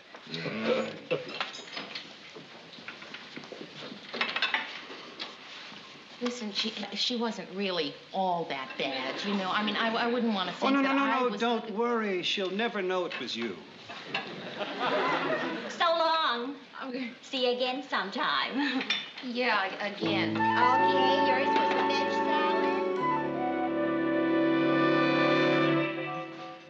salad. Do you know the secret to making a really great Caesar salad? Huh? Do you? No. What? Well, if I told you, it wouldn't be a secret anymore, right? But I'll give you a hint, Mia. It has to do with the anchovies. Oh, what do you do with them? I leave them out. Boy, you're a lot of fun tonight, Mia. Oh, I'm sorry, Rhoda. It's just that I had a waitress fired today. Yeah? Well, I didn't try to have her fired. Well, the service was terrible, and I complained, and I know they fired her. Only you could do that, Mary Richards. I complained in a restaurant once, and they threw me out. I just feel so responsible. I mean, some poor girl is out of work because of me. So what are you gonna do? Try and find her another job? Yeah, if I could, I would. Hey, Mary, don't worry about it, kid. If that waitress is bad enough to make you complain, then it's nothing to feel guilty about. Yeah, I guess you're right. Sure. She'll find herself another job somewhere. Yeah, of course she will. She'll work there, happily, till some fink like you has her fired again. I'm awfully sorry I can't give you any references, but you see, my last job was in England. Oh, I just love your accent, Doreen. Thank you. I love yours, too. What? Really? I didn't know I had any. Oh, yes, it's quite heavy, actually. Thank you, Mrs. Fulton. We'll be in touch. Oh, excuse me, Doreen. Yes, sir? Mary, I guess I'm what you'd call a male chauvinist pig. She wasn't right. I'm glad we're communicating. What was wrong with her? Well, for one thing, when she walked out of here, I didn't watch her. Oh, you mean she didn't have any, Right, no caboose whatsoever. Well, if that is the case, Mr. Grant, why have I been wasting my time for the last 2 days screening them for skills? I mean, why don't I just march them in here in bathing suits?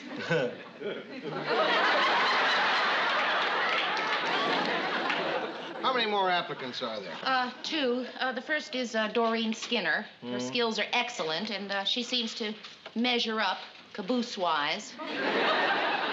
Good. Back her in here.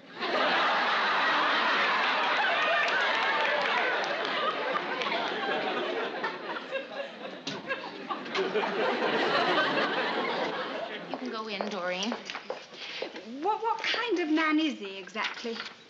This isn't the time to go into that, exactly.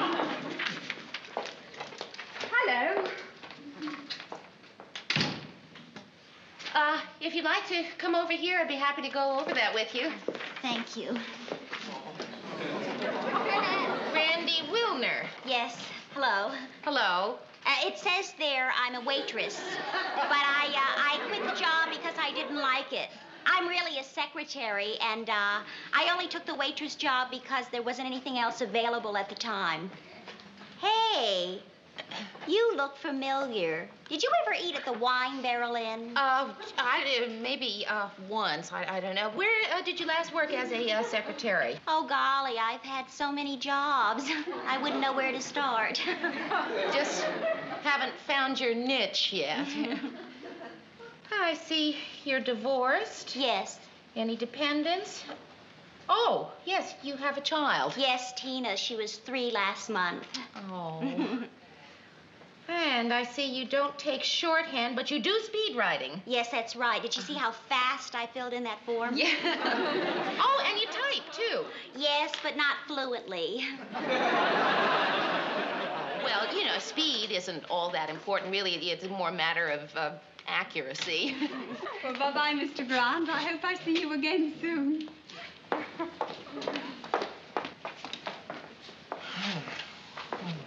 Excuse me. Sure. Mary, I like that girl. You know, it'd be sort of fun having that cute little accent around here. Well, Mr. Grant, there is one other girl. I really think you ought to see her. But why? Well, she came all this way. She has the necessary skills. Oh?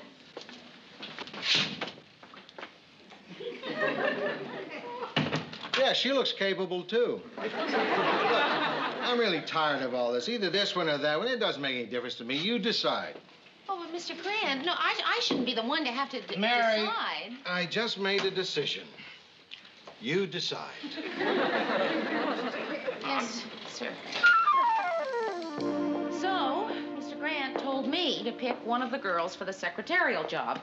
Doreen, who you don't know, or Randy, who I told you all about. It's easy. Pick Doreen. But you don't even know Doreen. Yeah, but you told me all about that Randy. She's a loser. Oh, I don't know.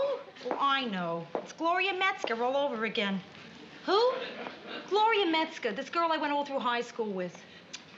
What a phoebe.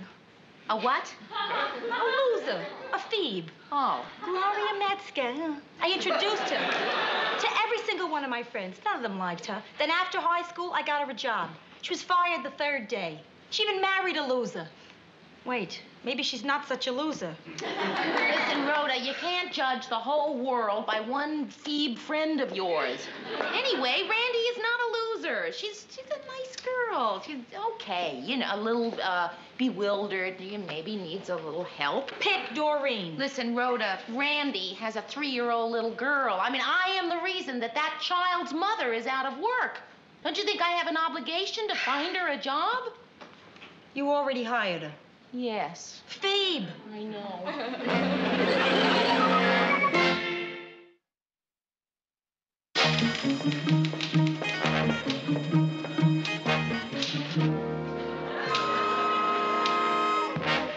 Gee, I'm sorry I'm taking so long, but these figures are murder. Oh, well, don't worry about it. Everybody has trouble with figures.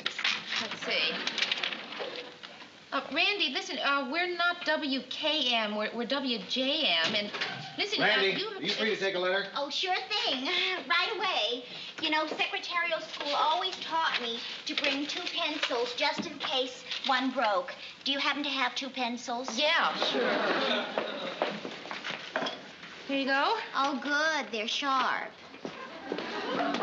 You know, I've heard that voice before. Think liverwurst sandwich. Oh, I'm going to have to type the whole thing over.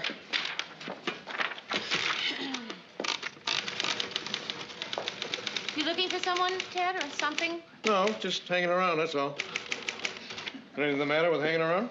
You know, Ted, I love it when you hang around. I just hate it when you hang around here. And I'd like it as soon as possible, okay? Right away, Mr. Graham.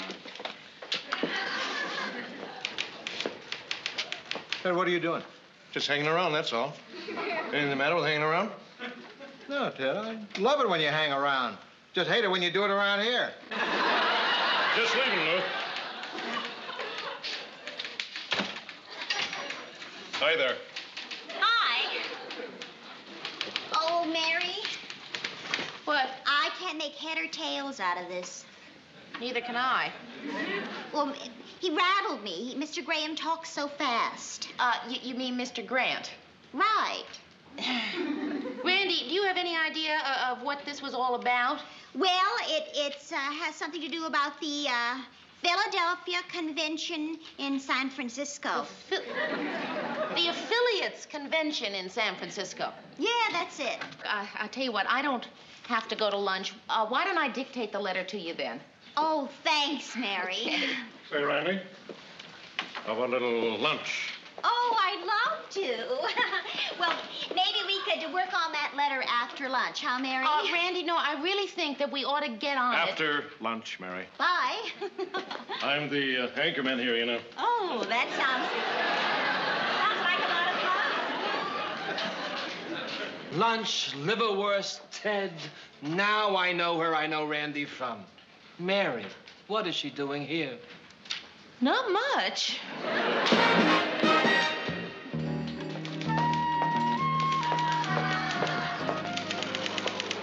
I think this is the tape you were looking for, but I'm not sure. That's film. Randy, listen, I have been looking for the Valley Spring Project folder. I've looked under V, I've looked under S, I've even looked under P, and I don't seem to be able to find it. Well, it's right where it belongs, under T. The Valley Spring Project.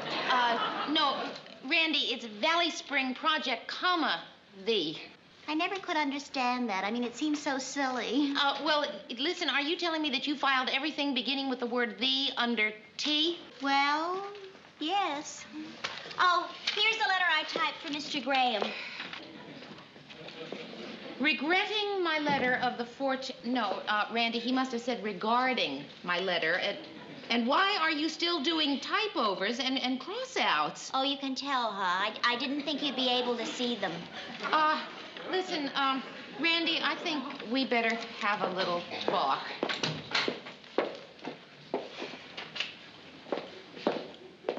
Randy, I meant in there. Oh. Phoebe. Sit down, Randy. Listen, I'm going to be honest with you. Your work has been just terrible, and you don't seem to care. You know, I mean, I think if it weren't for the fact that I have been covering for you, you would have been fired the first day. Are you jealous because I went out to lunch with Ted? Randy, look, I didn't think I would ever have to tell you this, but I hired you because I am the one who got you fired from the restaurant, and I felt just terrible about it. Oh, so you're the one, huh? Aren't you upset? Heck no. That job was beginning to be a grind. Well, listen, Randy, here's the point. The point is, I don't want to get you fired again. You know, I mean, I'll do anything I can to help. I'll come in early. I'll stay at lunch hours. I mean, I'll even work late if it'll help. Oh, gee, thanks, Mary. Okay, so what do you say we get started tonight, huh? Oh, you mean you want me to stay and work late, too? Oh, this explains the rather deserted look out there. We were just getting back to work. Randy, I need some more memo pads, and would you get me a cup of coffee? Right. And will there be anything else, and would you like your coffee now?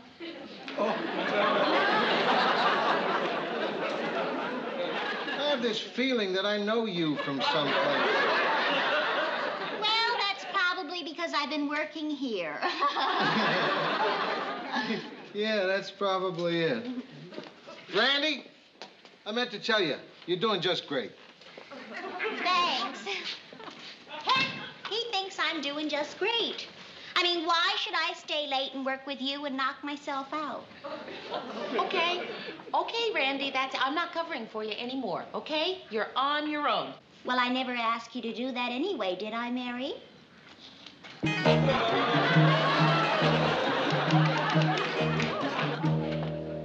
the mail, sir. Oh, thanks. Mary, I've been thinking. The kid's doing a good job. What do you say we give her a little raise, say $5 a week? No, Mr. Grant, listen, I made a terrible mistake in hiring Randy. I mean, she has been doing her job just rotten. I have been covering for her. I've been doing her job and my job, and I think that a raise for her would be very unfair to me. Who would have thought it?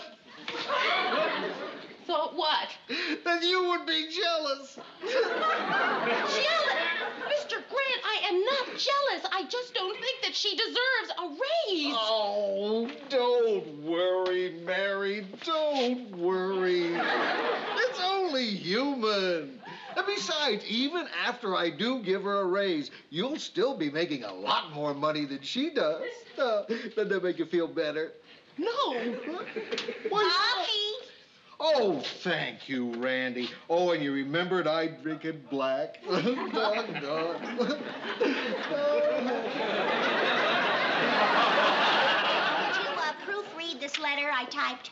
No, Randy, I will not. No, Well, it looks all right to me.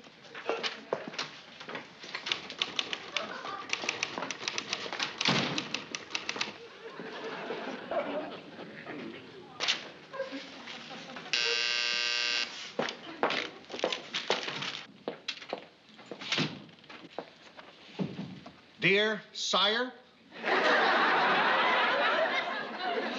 That's the first letter that I didn't proofread. Well, maybe she was having an off day. Yours very turly. Mr. Grant, this is all my fault. You see, since I got her fired from the restaurant, The restaurant? That's where I know her from.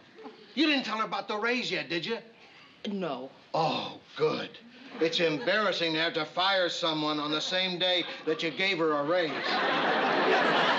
You want me to tell her? Yeah. You tell her to come in here. I'm a much better firer than you are. You know, Mr. Grant, maybe if I worked with her a little longer. See? You know, to the point. Those are the words of a bad firer. Right.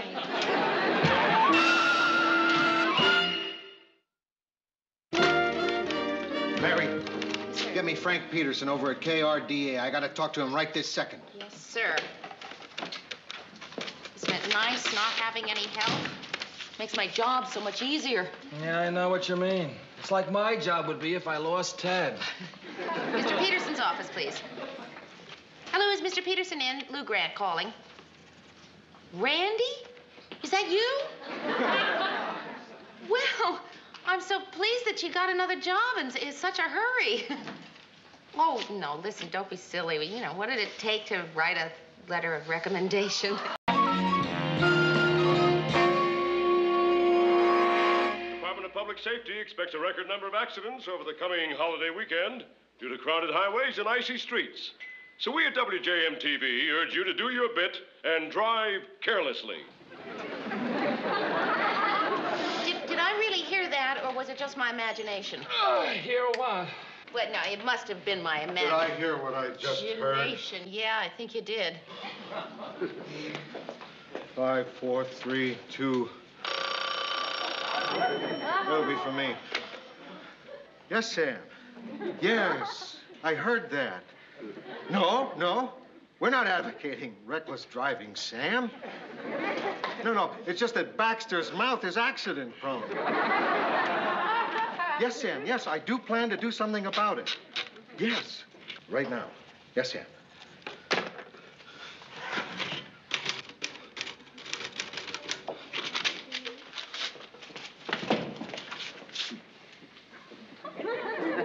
Thanks, Lou. Good show tonight, guys. See if you can read this. You're fried.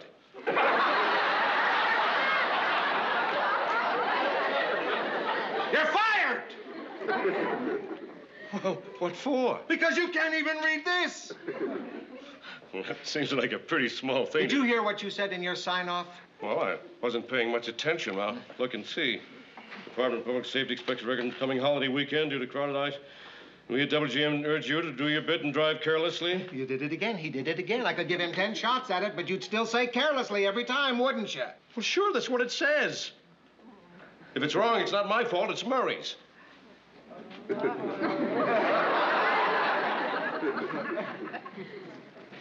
You're hired. I'm hired? You're hired. Not so fast, Lou. You just fired me. If you want to hire me, it'll have to be for more money. More money? That's right.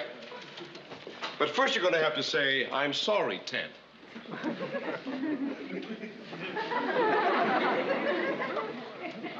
I'm sorry, Ted. All right, now let's talk about money. How much? You humiliated me in front of my staff, Lou. You said harsh, uncomplimentary things which were unfounded and uncalled for. How much? $10 a week be okay? You got it. Thanks, Lou. Hey, that worked out pretty good, eh, guys? Murray, come into my office.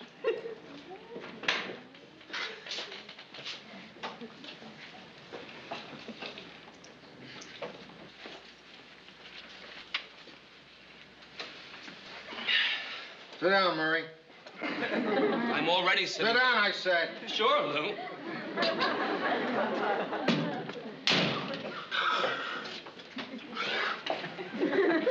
Did you just yawn at me? No, I just didn't yawn at you. I tried to yawn away from you. You missed. Oh, I'm sorry, Lou, but, well, you know what it's like when you feel a yawn coming on and you don't want to yawn and you try not to yawn. You know what it's like, don't you? Yeah, you yawn. You see, you just did it yourself. Murray, why are we wasting my time talking about your yawns? I just had to apologize to Ted out there. I don't like to apologize to Ted. I like to chew Ted out. And I don't like it when I chew Ted out and find out I'm wrong. Am I boring you?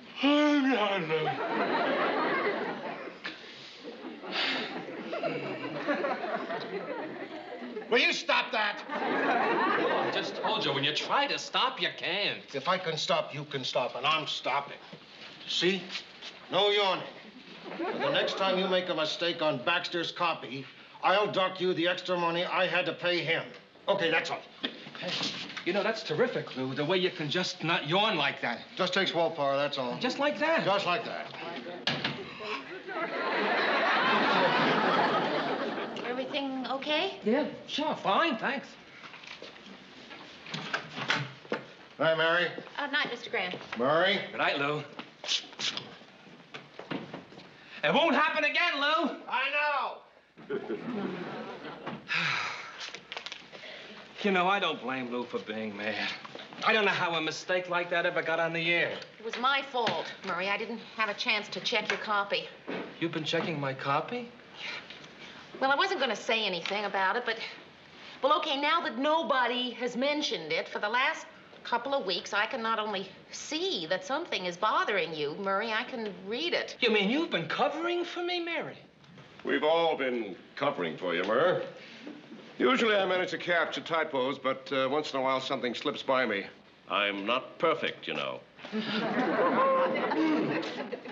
Don't take it too hard. You do a good job in other ways. See you Monday, all. To have to take that from him and to know he's right.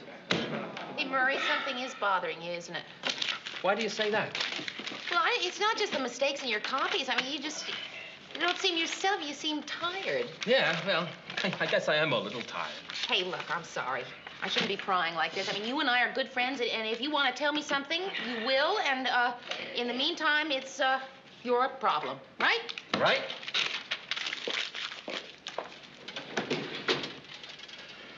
It isn't any, kind of trouble at home, is it? Oh, no. As a matter of fact, Maria and I are going to celebrate our 10th wedding anniversary in 2 weeks. Hey, terrific. When are you going to get her? Well, I always buy her something big, but she's so practical, she always returns it and gets something small. So I thought this year I'd just get her something small to begin with. Oh, what? A compact car. A car? Yeah. I've been moonlighting at night to try to come up with a down payment. Maybe that's why I'm so tired. Murray, you got another job? For a month now. I think it's catching up with me. I think it's winning. Yeah, but I guess in a week I'll have the down payment. In 2 weeks I'll have enough to buy a tank full of gas. Well, what's the job, anyway? What? I said, what's the new job? Oh, well, I'm teaching basic news writing, night school. Hey, Murray, I didn't know you could teach. Well, neither did I, but I always wanted to try, so... Oh, well, listen, you can count on me to cover for you. Thanks, Mary. And I know you can count on Ted. I'm as good as fried already.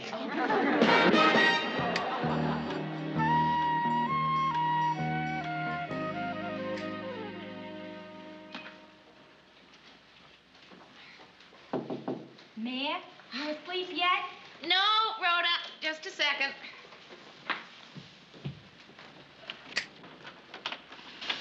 Hi. I gotta tell you who I saw tonight. Oh, who? Do you have some hot anything? Coffee. Oh, that's great, yeah. So, who did you see tonight? Well, I'll get to that. First, let me tell you about my date. You remember that computer technician? The one whose hands were programmed for touching and grabbing? Yeah, I think so. The one you said you wouldn't go out with again in a million years? Yeah, well, it's amazing how fast a million years can go by. So, is that who you're going to tell me you ran into? No, I'm coming to that. First, let me tell you where he took me on the date. Get this, a drive-in movie. Rhoda, who goes to a drive-in movie in the winter? He does. He figures if you get cold enough... Oh. Mr. Subtle. Mary, 6 times he presses the reclining seat button. I find myself looking up at the roof of the car instead of the screen. What'd you do? I called a cab. So you took a cab home from a drive-in movie? Yeah. How about that? Another first for the kid, right? So listen, I get in the cab, I give the address, and the driver grunts and starts off without even glancing around. I mean, he just looks straight ahead. All I can see are these eyes staring at me in the rearview mirror. Mary, whose eyes were they? Rhoda, whose eyes were they? Well, I'm coming to that. So as we're driving along, I quick remember what my mother always told me. When you get in a cab, always check the little picture of the driver and memorize his hack number. Just in case you have to identify him in a police lineup, right? Yeah. Which I did. I memorized the picture and the number. Which brings me to who I saw tonight. Oh, good. 93628. Oh, Rhoda. The driver was Murray. Murray? Mine, Murray? Yeah, from the newsroom. Would you... Well, that's impossible. Murray is teaching at night. Yeah? Well, tell him the ashtrays are full in his classroom. Murray, driving a cab, but did you say hello to him or anything? Oh, no, it was obvious. The man was embarrassed to have me see him. So I didn't say anything. Well, I wonder why he told me I don't know, Mare, but I'll tell you, I feel very bad about the whole thing. Bad about what, seeing him? No, not tipping him. Force of habit.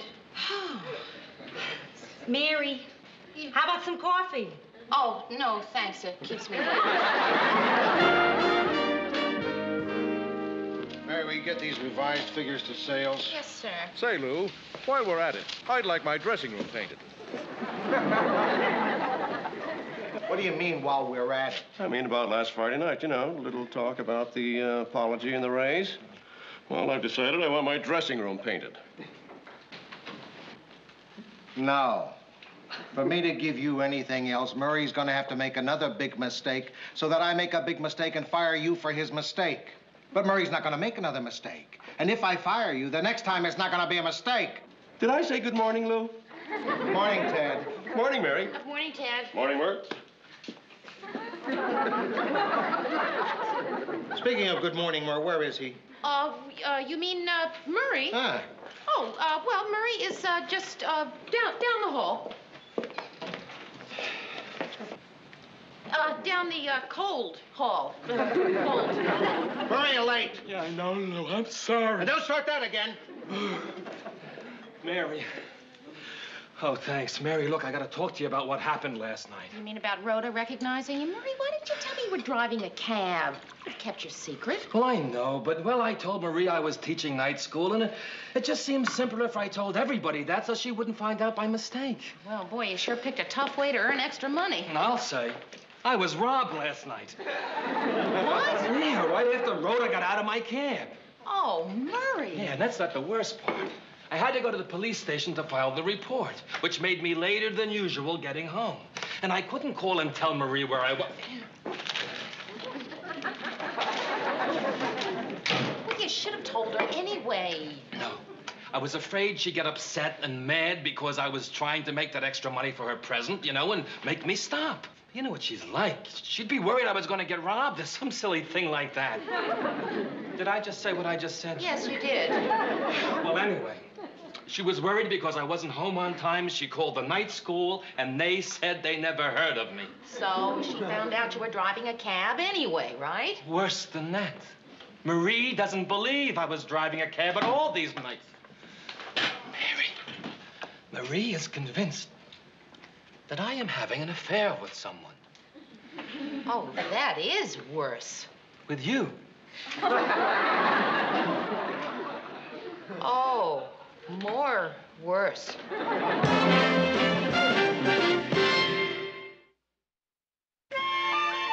and me having an affair?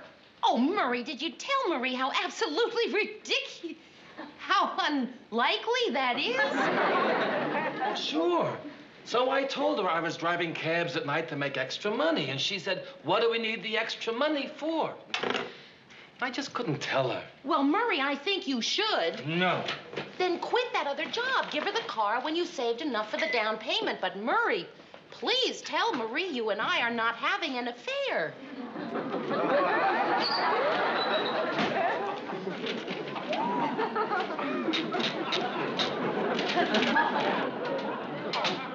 Have you heard the latest scuttlebutt?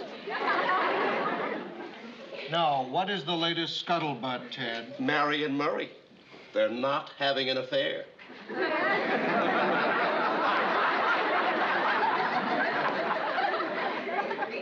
No kidding. Two people in this newsroom are not having an affair. Got any more bombshells like that? Cool it, cool it, cool it. I'm sorry, I didn't realize you were busy. I'm not. Come in. Well, Mr. Grant, I was just wondering if it would be all right if I leave before the show is over tonight. See, I have something sort of personal to take care of. But, if you say that it's not all right, that will be all right. I don't know, Louis. A lot of people seem to be taking advantage of you lately. One of these days, I'm going to ask to leave the show before it's over. I just may take him up on that. Go ahead, Murray and I'll hold down the fort. Thank you. Anything else? Well, it's about the Murray problem. I don't want to hear there is a Murray problem. But, Mr. Grant... No. You handle it, not me. But that's what I'm trying to do. Fine. You just go ahead and do it. As long as it doesn't involve me. Mary, is he sleeping on his typewriter? Maybe he's just resting. Or maybe after all these years of pounding a typewriter, he finally got curious and is looking inside it to see what makes it go. Mr. Grant, he's sleeping. Mr. Grant, look, I don't usually go prying into people's personal affairs, but before you get mad at Murray, there's something you ought to know. Murray is working nights driving a cab to earn extra money. Why didn't he just come and tell me he needed more money? Then I could have told him why I can't give it to him. But see, Mr. Grant, he's trying to earn the money so he can afford to give his wife a really sensational 10th wedding anniversary present. I mean, isn't that just the darlingest, nicest thing you ever heard of? Mary, a man shouldn't have to go through what he's going through to buy his wife a present. Right. A man shouldn't have to exhaust himself driving a cab at night so that his work suffers and he gets chewed out by a hard-nosed guy like me. Oh, Mr. Grant, I'm just so glad to hear you feel this way. Oh, I do. So you tell Murray to either quit that other job or he's had it. But, Mr. Grant... Mary, I have a newsroom to run here, right? Right.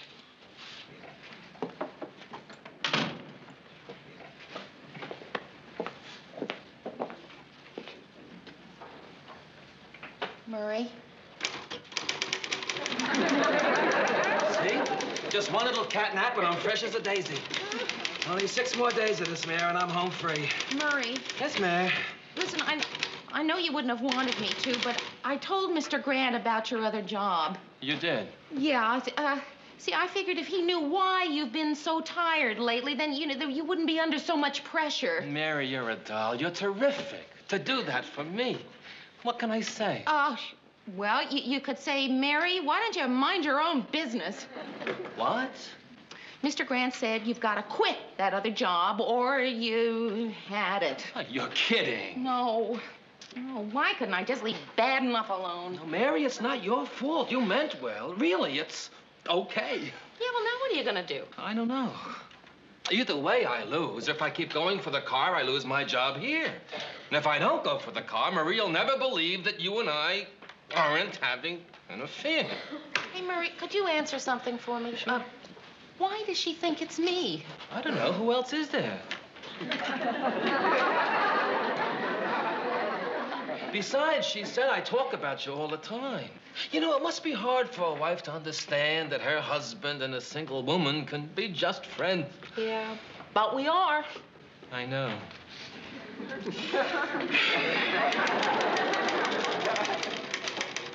Now, how could she think that you would do a thing like that? Oh, boy, I can't wait till next week when I give her that car and see that look on her face. Is she gonna feel rotten?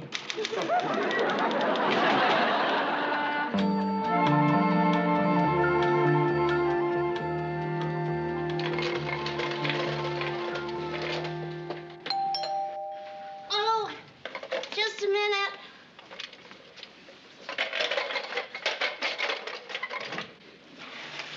Hi, Marie. Hello, Mary. Come on in. I've been kind of expecting you. Hi, such a nice home. Yes, wasn't it? Please excuse the mess. I had the kids in here and everything. Oh, what a cute puzzle. Cow jumped over the moon, huh? Which one of the kids is working on this? I am.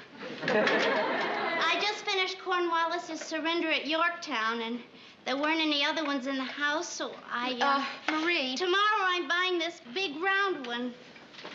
5,000 pieces, all white. It's the hardest one they make. Hey, Marie, don't do this to yourself. Well, what am I supposed to do? I don't know how to knit. I mean, please don't drive yourself crazy thinking that Murray is having an affair with anyone, especially me, because he's not.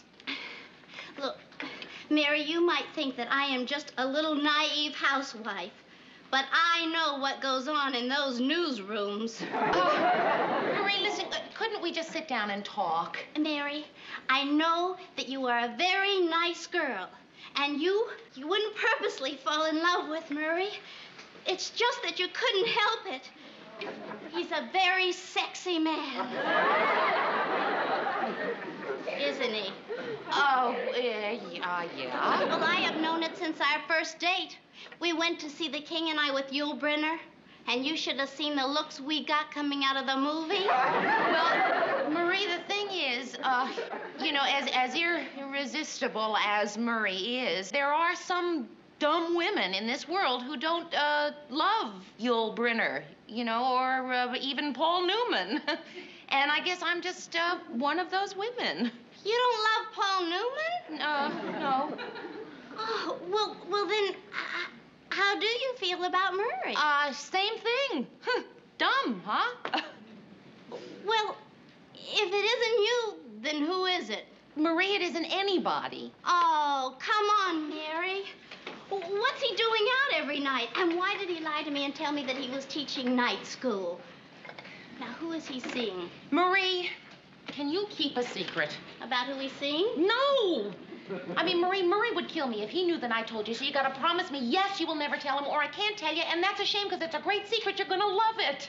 I will? Yes. Well, okay, I promise. Okay, Murray has been driving a cab at night so that he can buy you a new car for your anniversary. That's why he couldn't tell you. A brand new car? Yes. Oh, that dear, wonderful man. And I thought that you were Oh, how could I have thought that you... Oh, I don't know. Oh, Mary, can you forgive me? Yes, I can. You just got to promise you'll never tell Murray I told you, or it'll ruin his whole surprise. Oh, right, I promise.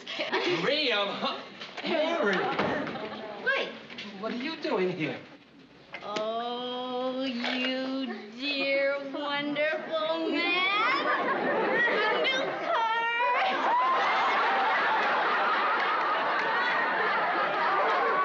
She found out. Because I told her. I'm sorry, Murray. It just seemed like the only thing to do. No, it's okay, Mary. Now, look, honey. I had to quit that other job before I got all the money I needed. Oh, so I'm not gonna get a car? No, you're going to get a car. You're just not going to get... What I mean to say is, remember our second anniversary in 1963? And I wanted to buy you that new car, but you said no, you didn't think we could afford it? Yes. Well, I finally got you that car. That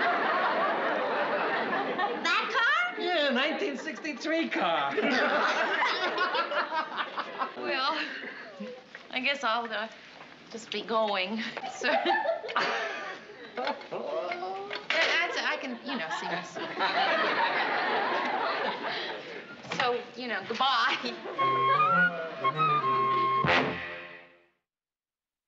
On the local scene, a hotly debated tippler's tax caused considerable argument.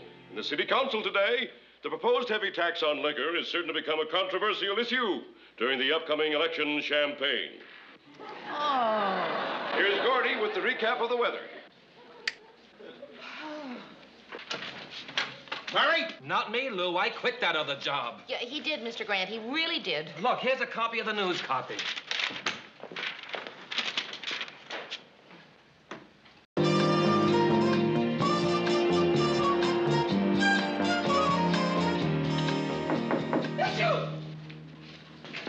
Rhoda?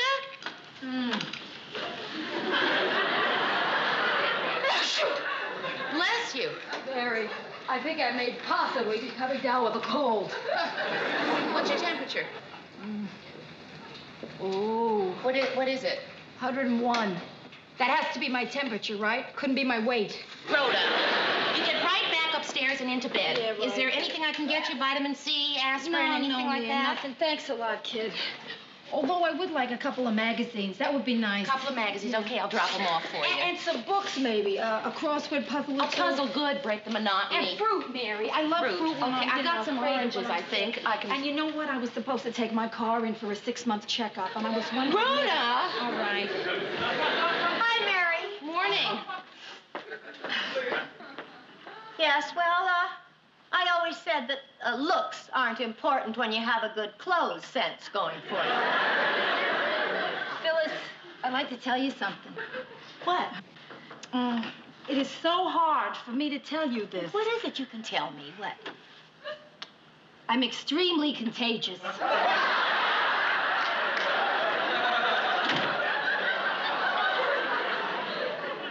Mary, how you can be so friendly with Rhoda is really beyond me.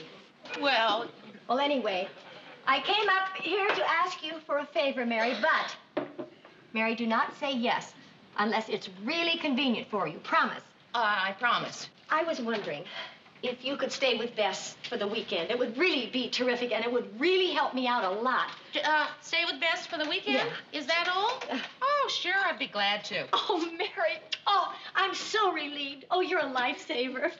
Well, Bess has her little suitcase all packed and her sleeping bag all rolled up, and she'll come up here and stay with you. Well, listen, would she be more comfortable if I went down there and stayed with her? Oh, that wouldn't seem fair. No, I don't mind. No, I mean to Bess.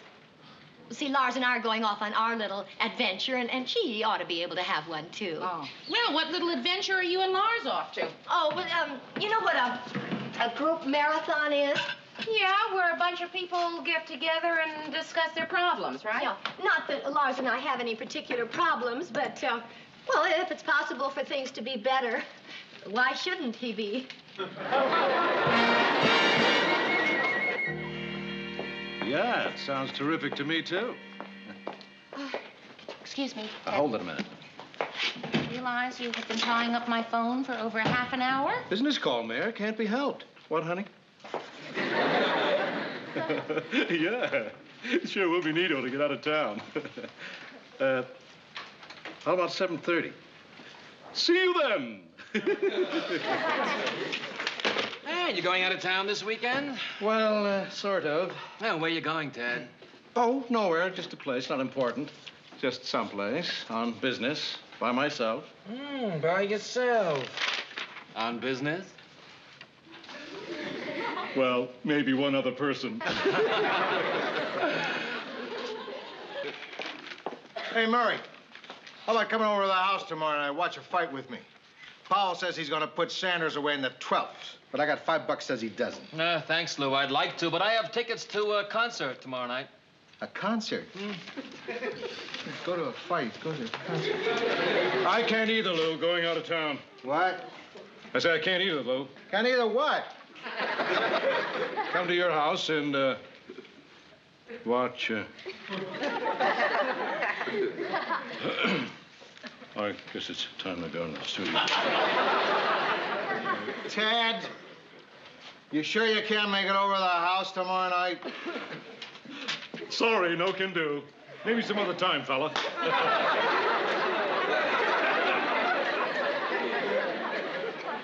Murray, you change your mind. Thanks, Lou, but I won't. The concert's a one-night thing. I don't want to miss it. What concert is it? Oh, Mary, this fantastic young pianist is playing with the Minneapolis Symphony. Styrakovsky, Anton Styrakovsky. Sandy's in town? Yeah. Sandy? Well, oh, yeah, that's what we used to call him back in Roseburg. You mean he's from Roseburg, Minnesota? Yeah. Oh, that's disillusioning. How well did you know him? Oh, just slightly. Uh-huh. Well, he asked me to marry him. But you only knew him slightly? Yeah. Well, of course, I would have known him better if I'd accepted. Okay, here's the list so far. We have on the agenda going to the car wash, going horseback riding, going to the park. To identify flora and fauna for my science report. Right. Getting stuff at the market to make cookies with. And last but not least, coming home and baking these giant cookies. Did I leave anything out? That sounds terrific. Come in. Hi, group. Hi. How you feeling? About the same. So, how's the weekend going? Great so far, and look what we're gonna do today. Not too close, honey. Uh-huh, yeah. Identifying flora and fauna. Gee, I haven't identified a fauna in Lord knows how long. It sounds like fun, kid. Mary, have you got some orange juice I could borrow? Yeah, help yourself. Hello? Sandy? Oh, I can't believe it. Oh, isn't this great? Right, I know. Your concert tonight? Listen, Sandy, can you hang on just a second, please? Bess, could you go outside and see if the mail's come yet? Well, sure, Aunt Mary. Thanks. Sandy, listen, this is just incredibly bad timing. I mean, I can't think of anything I would rather do than hear you play, but I got a small problem. But listen, how about tomorrow night? Oh, just the one night, huh? Aunt Mary. Just a second, Sandy. Yes, dear. Excuse me, but if there's some place you want to go, don't not go on account of me. I can stay alone. Oh, no, Bess, dear. I'd feel responsible. Well, No. you can get a sitter. No, honey, I couldn't. Mary. Sandy, Mary. Tell him to hold on. Could you hang on just another couple of seconds? Mary, is this the guy you showed me his picture in the paper and he's adorable? Right. So what are you staying home tonight? When you could go out with him, a little Bess here doesn't mind if you leave her with somebody else. No, I can't. Okay, I'm gonna help you, Mayor. I'll go out with him. Sandy. Aunt Mary. Just another, Honestly, you should go. Well, I'd feel bad if you stayed home because of me. Well. Really?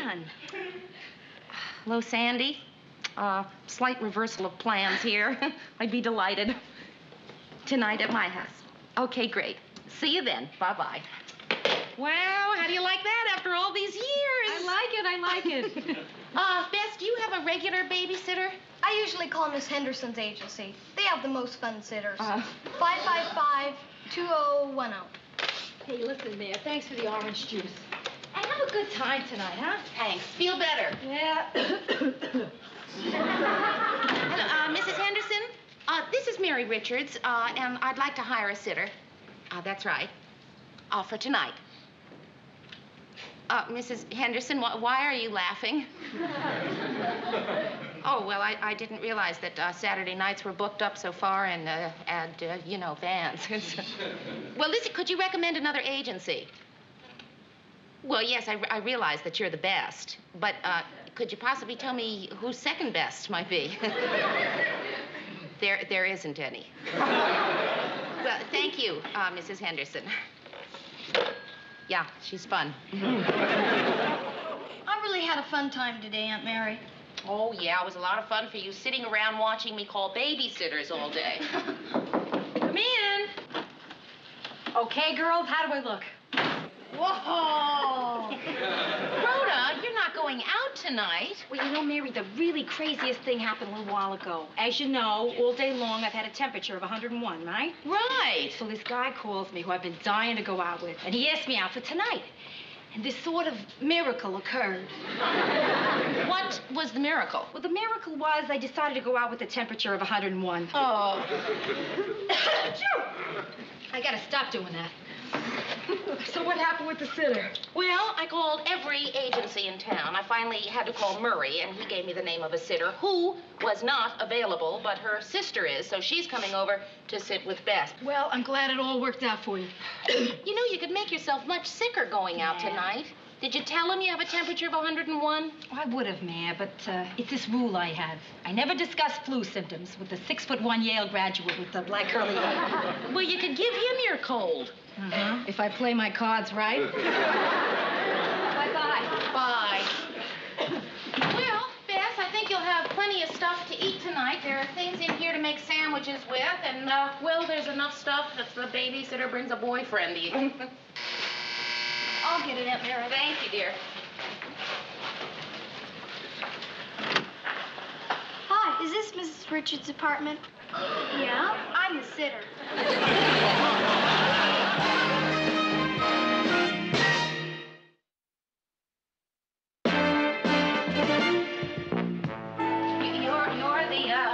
You're the sitter? I'm Dee Dee. This little girl I'm sitting with? Well, Dee Dee, if you don't mind my asking, how old are you? Oh, around 12, 13, that area. Are you sure? Aunt Mary, let me handle this. Okay, who signed this Marner? Who? She's 11. What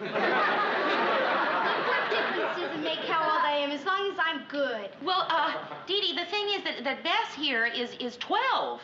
You know, and I mean, it's just funny to even... Look, Mrs. Richards, I can make her go to bed. I make my brother go to bed, and he's bigger than she is. So just tell me what time you want the kid in bed. Well, Dee Dee, this is all very, very admirable, and I'm sure that you're a fine little sitter. But, it's 10 after, and well, just, make yourself comfortable, and when my date gets here, we'll drive you home. Right now, I got 20 minutes to drum up somebody who can come over and sit. Can I help you with that present, little girl? No. Called her. Rhoda's out. Murray's not home. Aunt Mary, I can stay alone. It's only for a few hours. Absolutely not. Hi. It's, Mary. Listen, I'm sorry to bother you, but I'm sort of desperate. Do you, by any chance, know of somebody who could come over and babysit with Bess tonight? See, it's sort of an emergency. Well, right away. Yeah, my television set's working. You mean it? Oh, thank you. That's absolutely terrific. See you in a while. Well, who's going to be my sitter? Mr. Grant.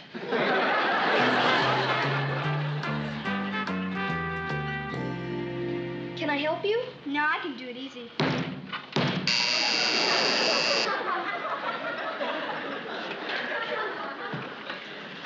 Mary. Hi. Well, I'd have recognized you anywhere. You look terrific. Oh, hey, Sandy, you too. Thank you. Oh, come on in. These yours? Oh, no. Whose are these? Other people's. That's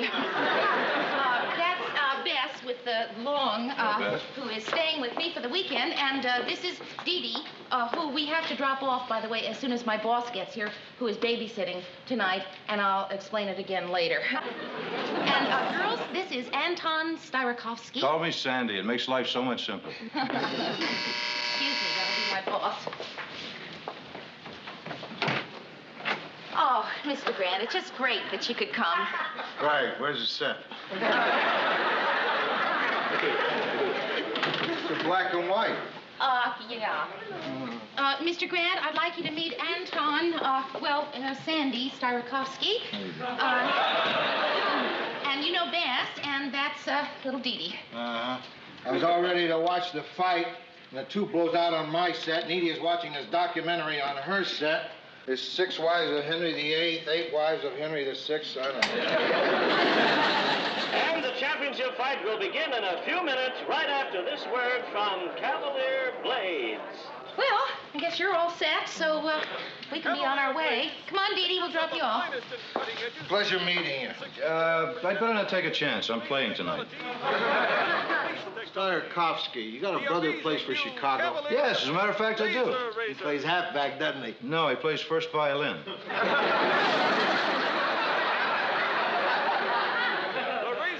That must be a different Chicago. Well, have fun, you two, and not too late, Bess, okay? We'll see you later, Mr. Grant. No more scraped skin. Just style the tone that sets your beard on edge. And watch it melt right off your face.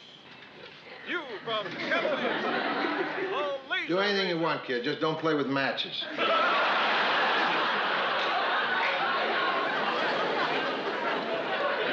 Now here's the referee, Al Perdomo, giving the final instructions to the fighters. Oh, yeah. Boy, this is gonna be something. This is gonna be great. Can I watch with you, Mr. Grant? Sure, sit down. This is the moment that gets you. Now, you see, it starts slow at first. That's because they're feeling each other out, mapping out their strategy. See, they got to go 15. That's why they pace them. He's down! What? He's down! 4, 5, 6, 7. Stop that. Stop the counting.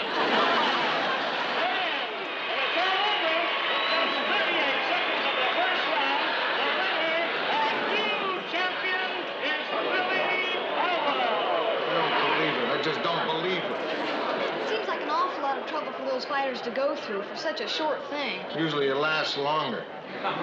Usually I see it.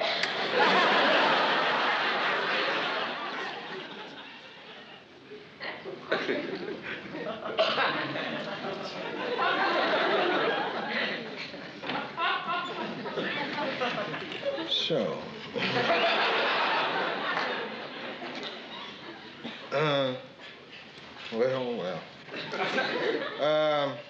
You go to school or anything? Yeah. In any particular grade? 8th. 8th? Boy. Well. That's great. So. You getting a little drowsy yet? Not yet. It's still pretty early. Are there any other championship fights you'd like to watch on TV tonight? Not tonight. What else is on? Well, there's a documentary about Henry VIII and his 6 wives. No, that one I know about. There's the Clancy Clan. What's that? Well, see, they have all these kids. And everybody laughs a lot because they have all these kids. What else is on? Is anything real on? Like a Western?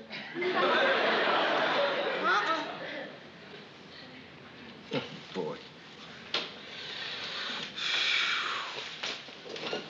So, well. So you're in the 8th grade, huh? Yes, sir. Can you do that again? What? Crack your knuckles. No, it's only good once at a time. Maybe later. Okay. Remind me. Hey, Mr. Grant. What? As long as we're not doing anything, you know what'd be really neat to do? What? Make cookies. Make cookies? I don't make cookies, kid. Oh, Mr. Grant, it's really fun.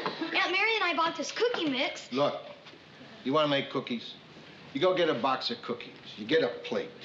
Boom, boom, boom. You make cookies. But they taste so much better when they come out of the oven. Yeah. All nice and hot.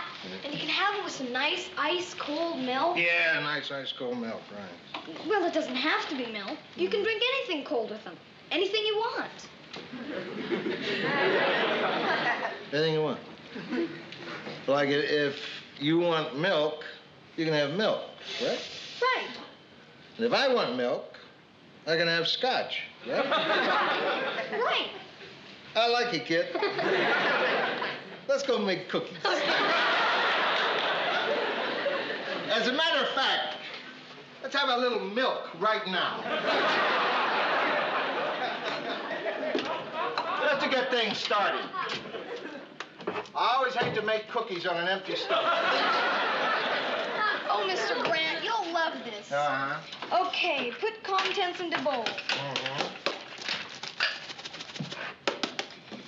Add 1 egg 1 egg, right? and 1 cup milk. A whole cup.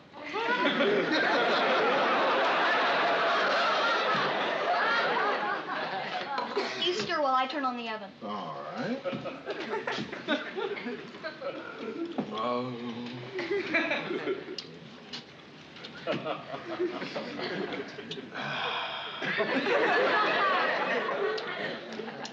Yeah.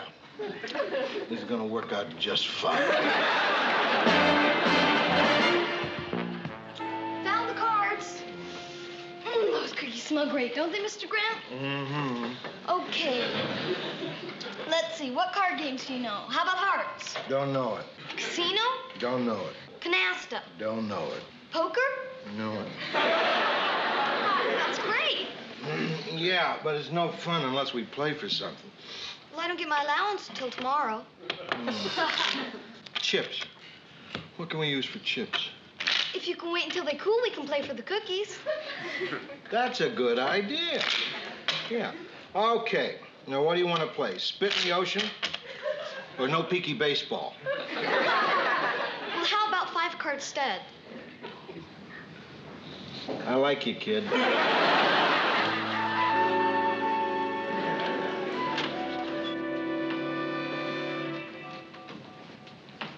Oh, look at that. Huh? Isn't that sweet? She's cute when she's sleeping. I meant Mr. Grant. I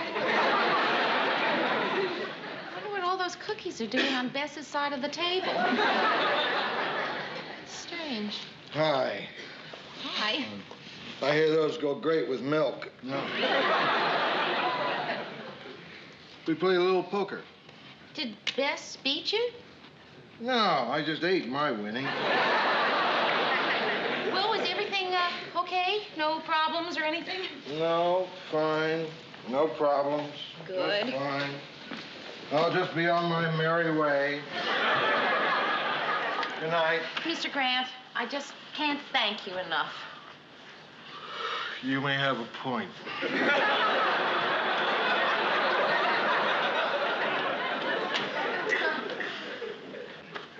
Well, guess I better get Bess into bed. Yeah. So, I'll see you for breakfast in, well, about 8 hours. Right. And lunch. And right up until my plane leaves. That'll be great.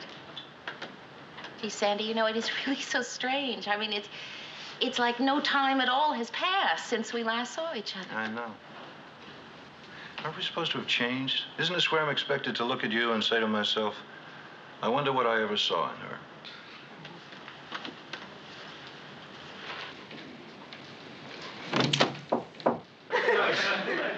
I forgot. Edie needed a car to take her sister home, and I took a cab here. And there's not much chance of me hailing a cab down there at 1 in the morning. Oh.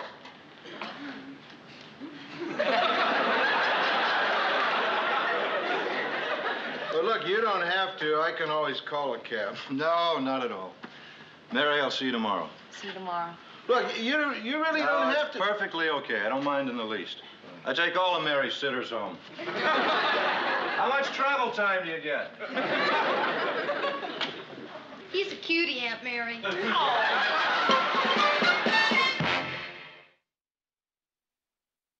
Don't you get nervous playing in front of all those people, Sandy? Nervous? No, I'm a professional. We don't get nervous. We get panic-stricken.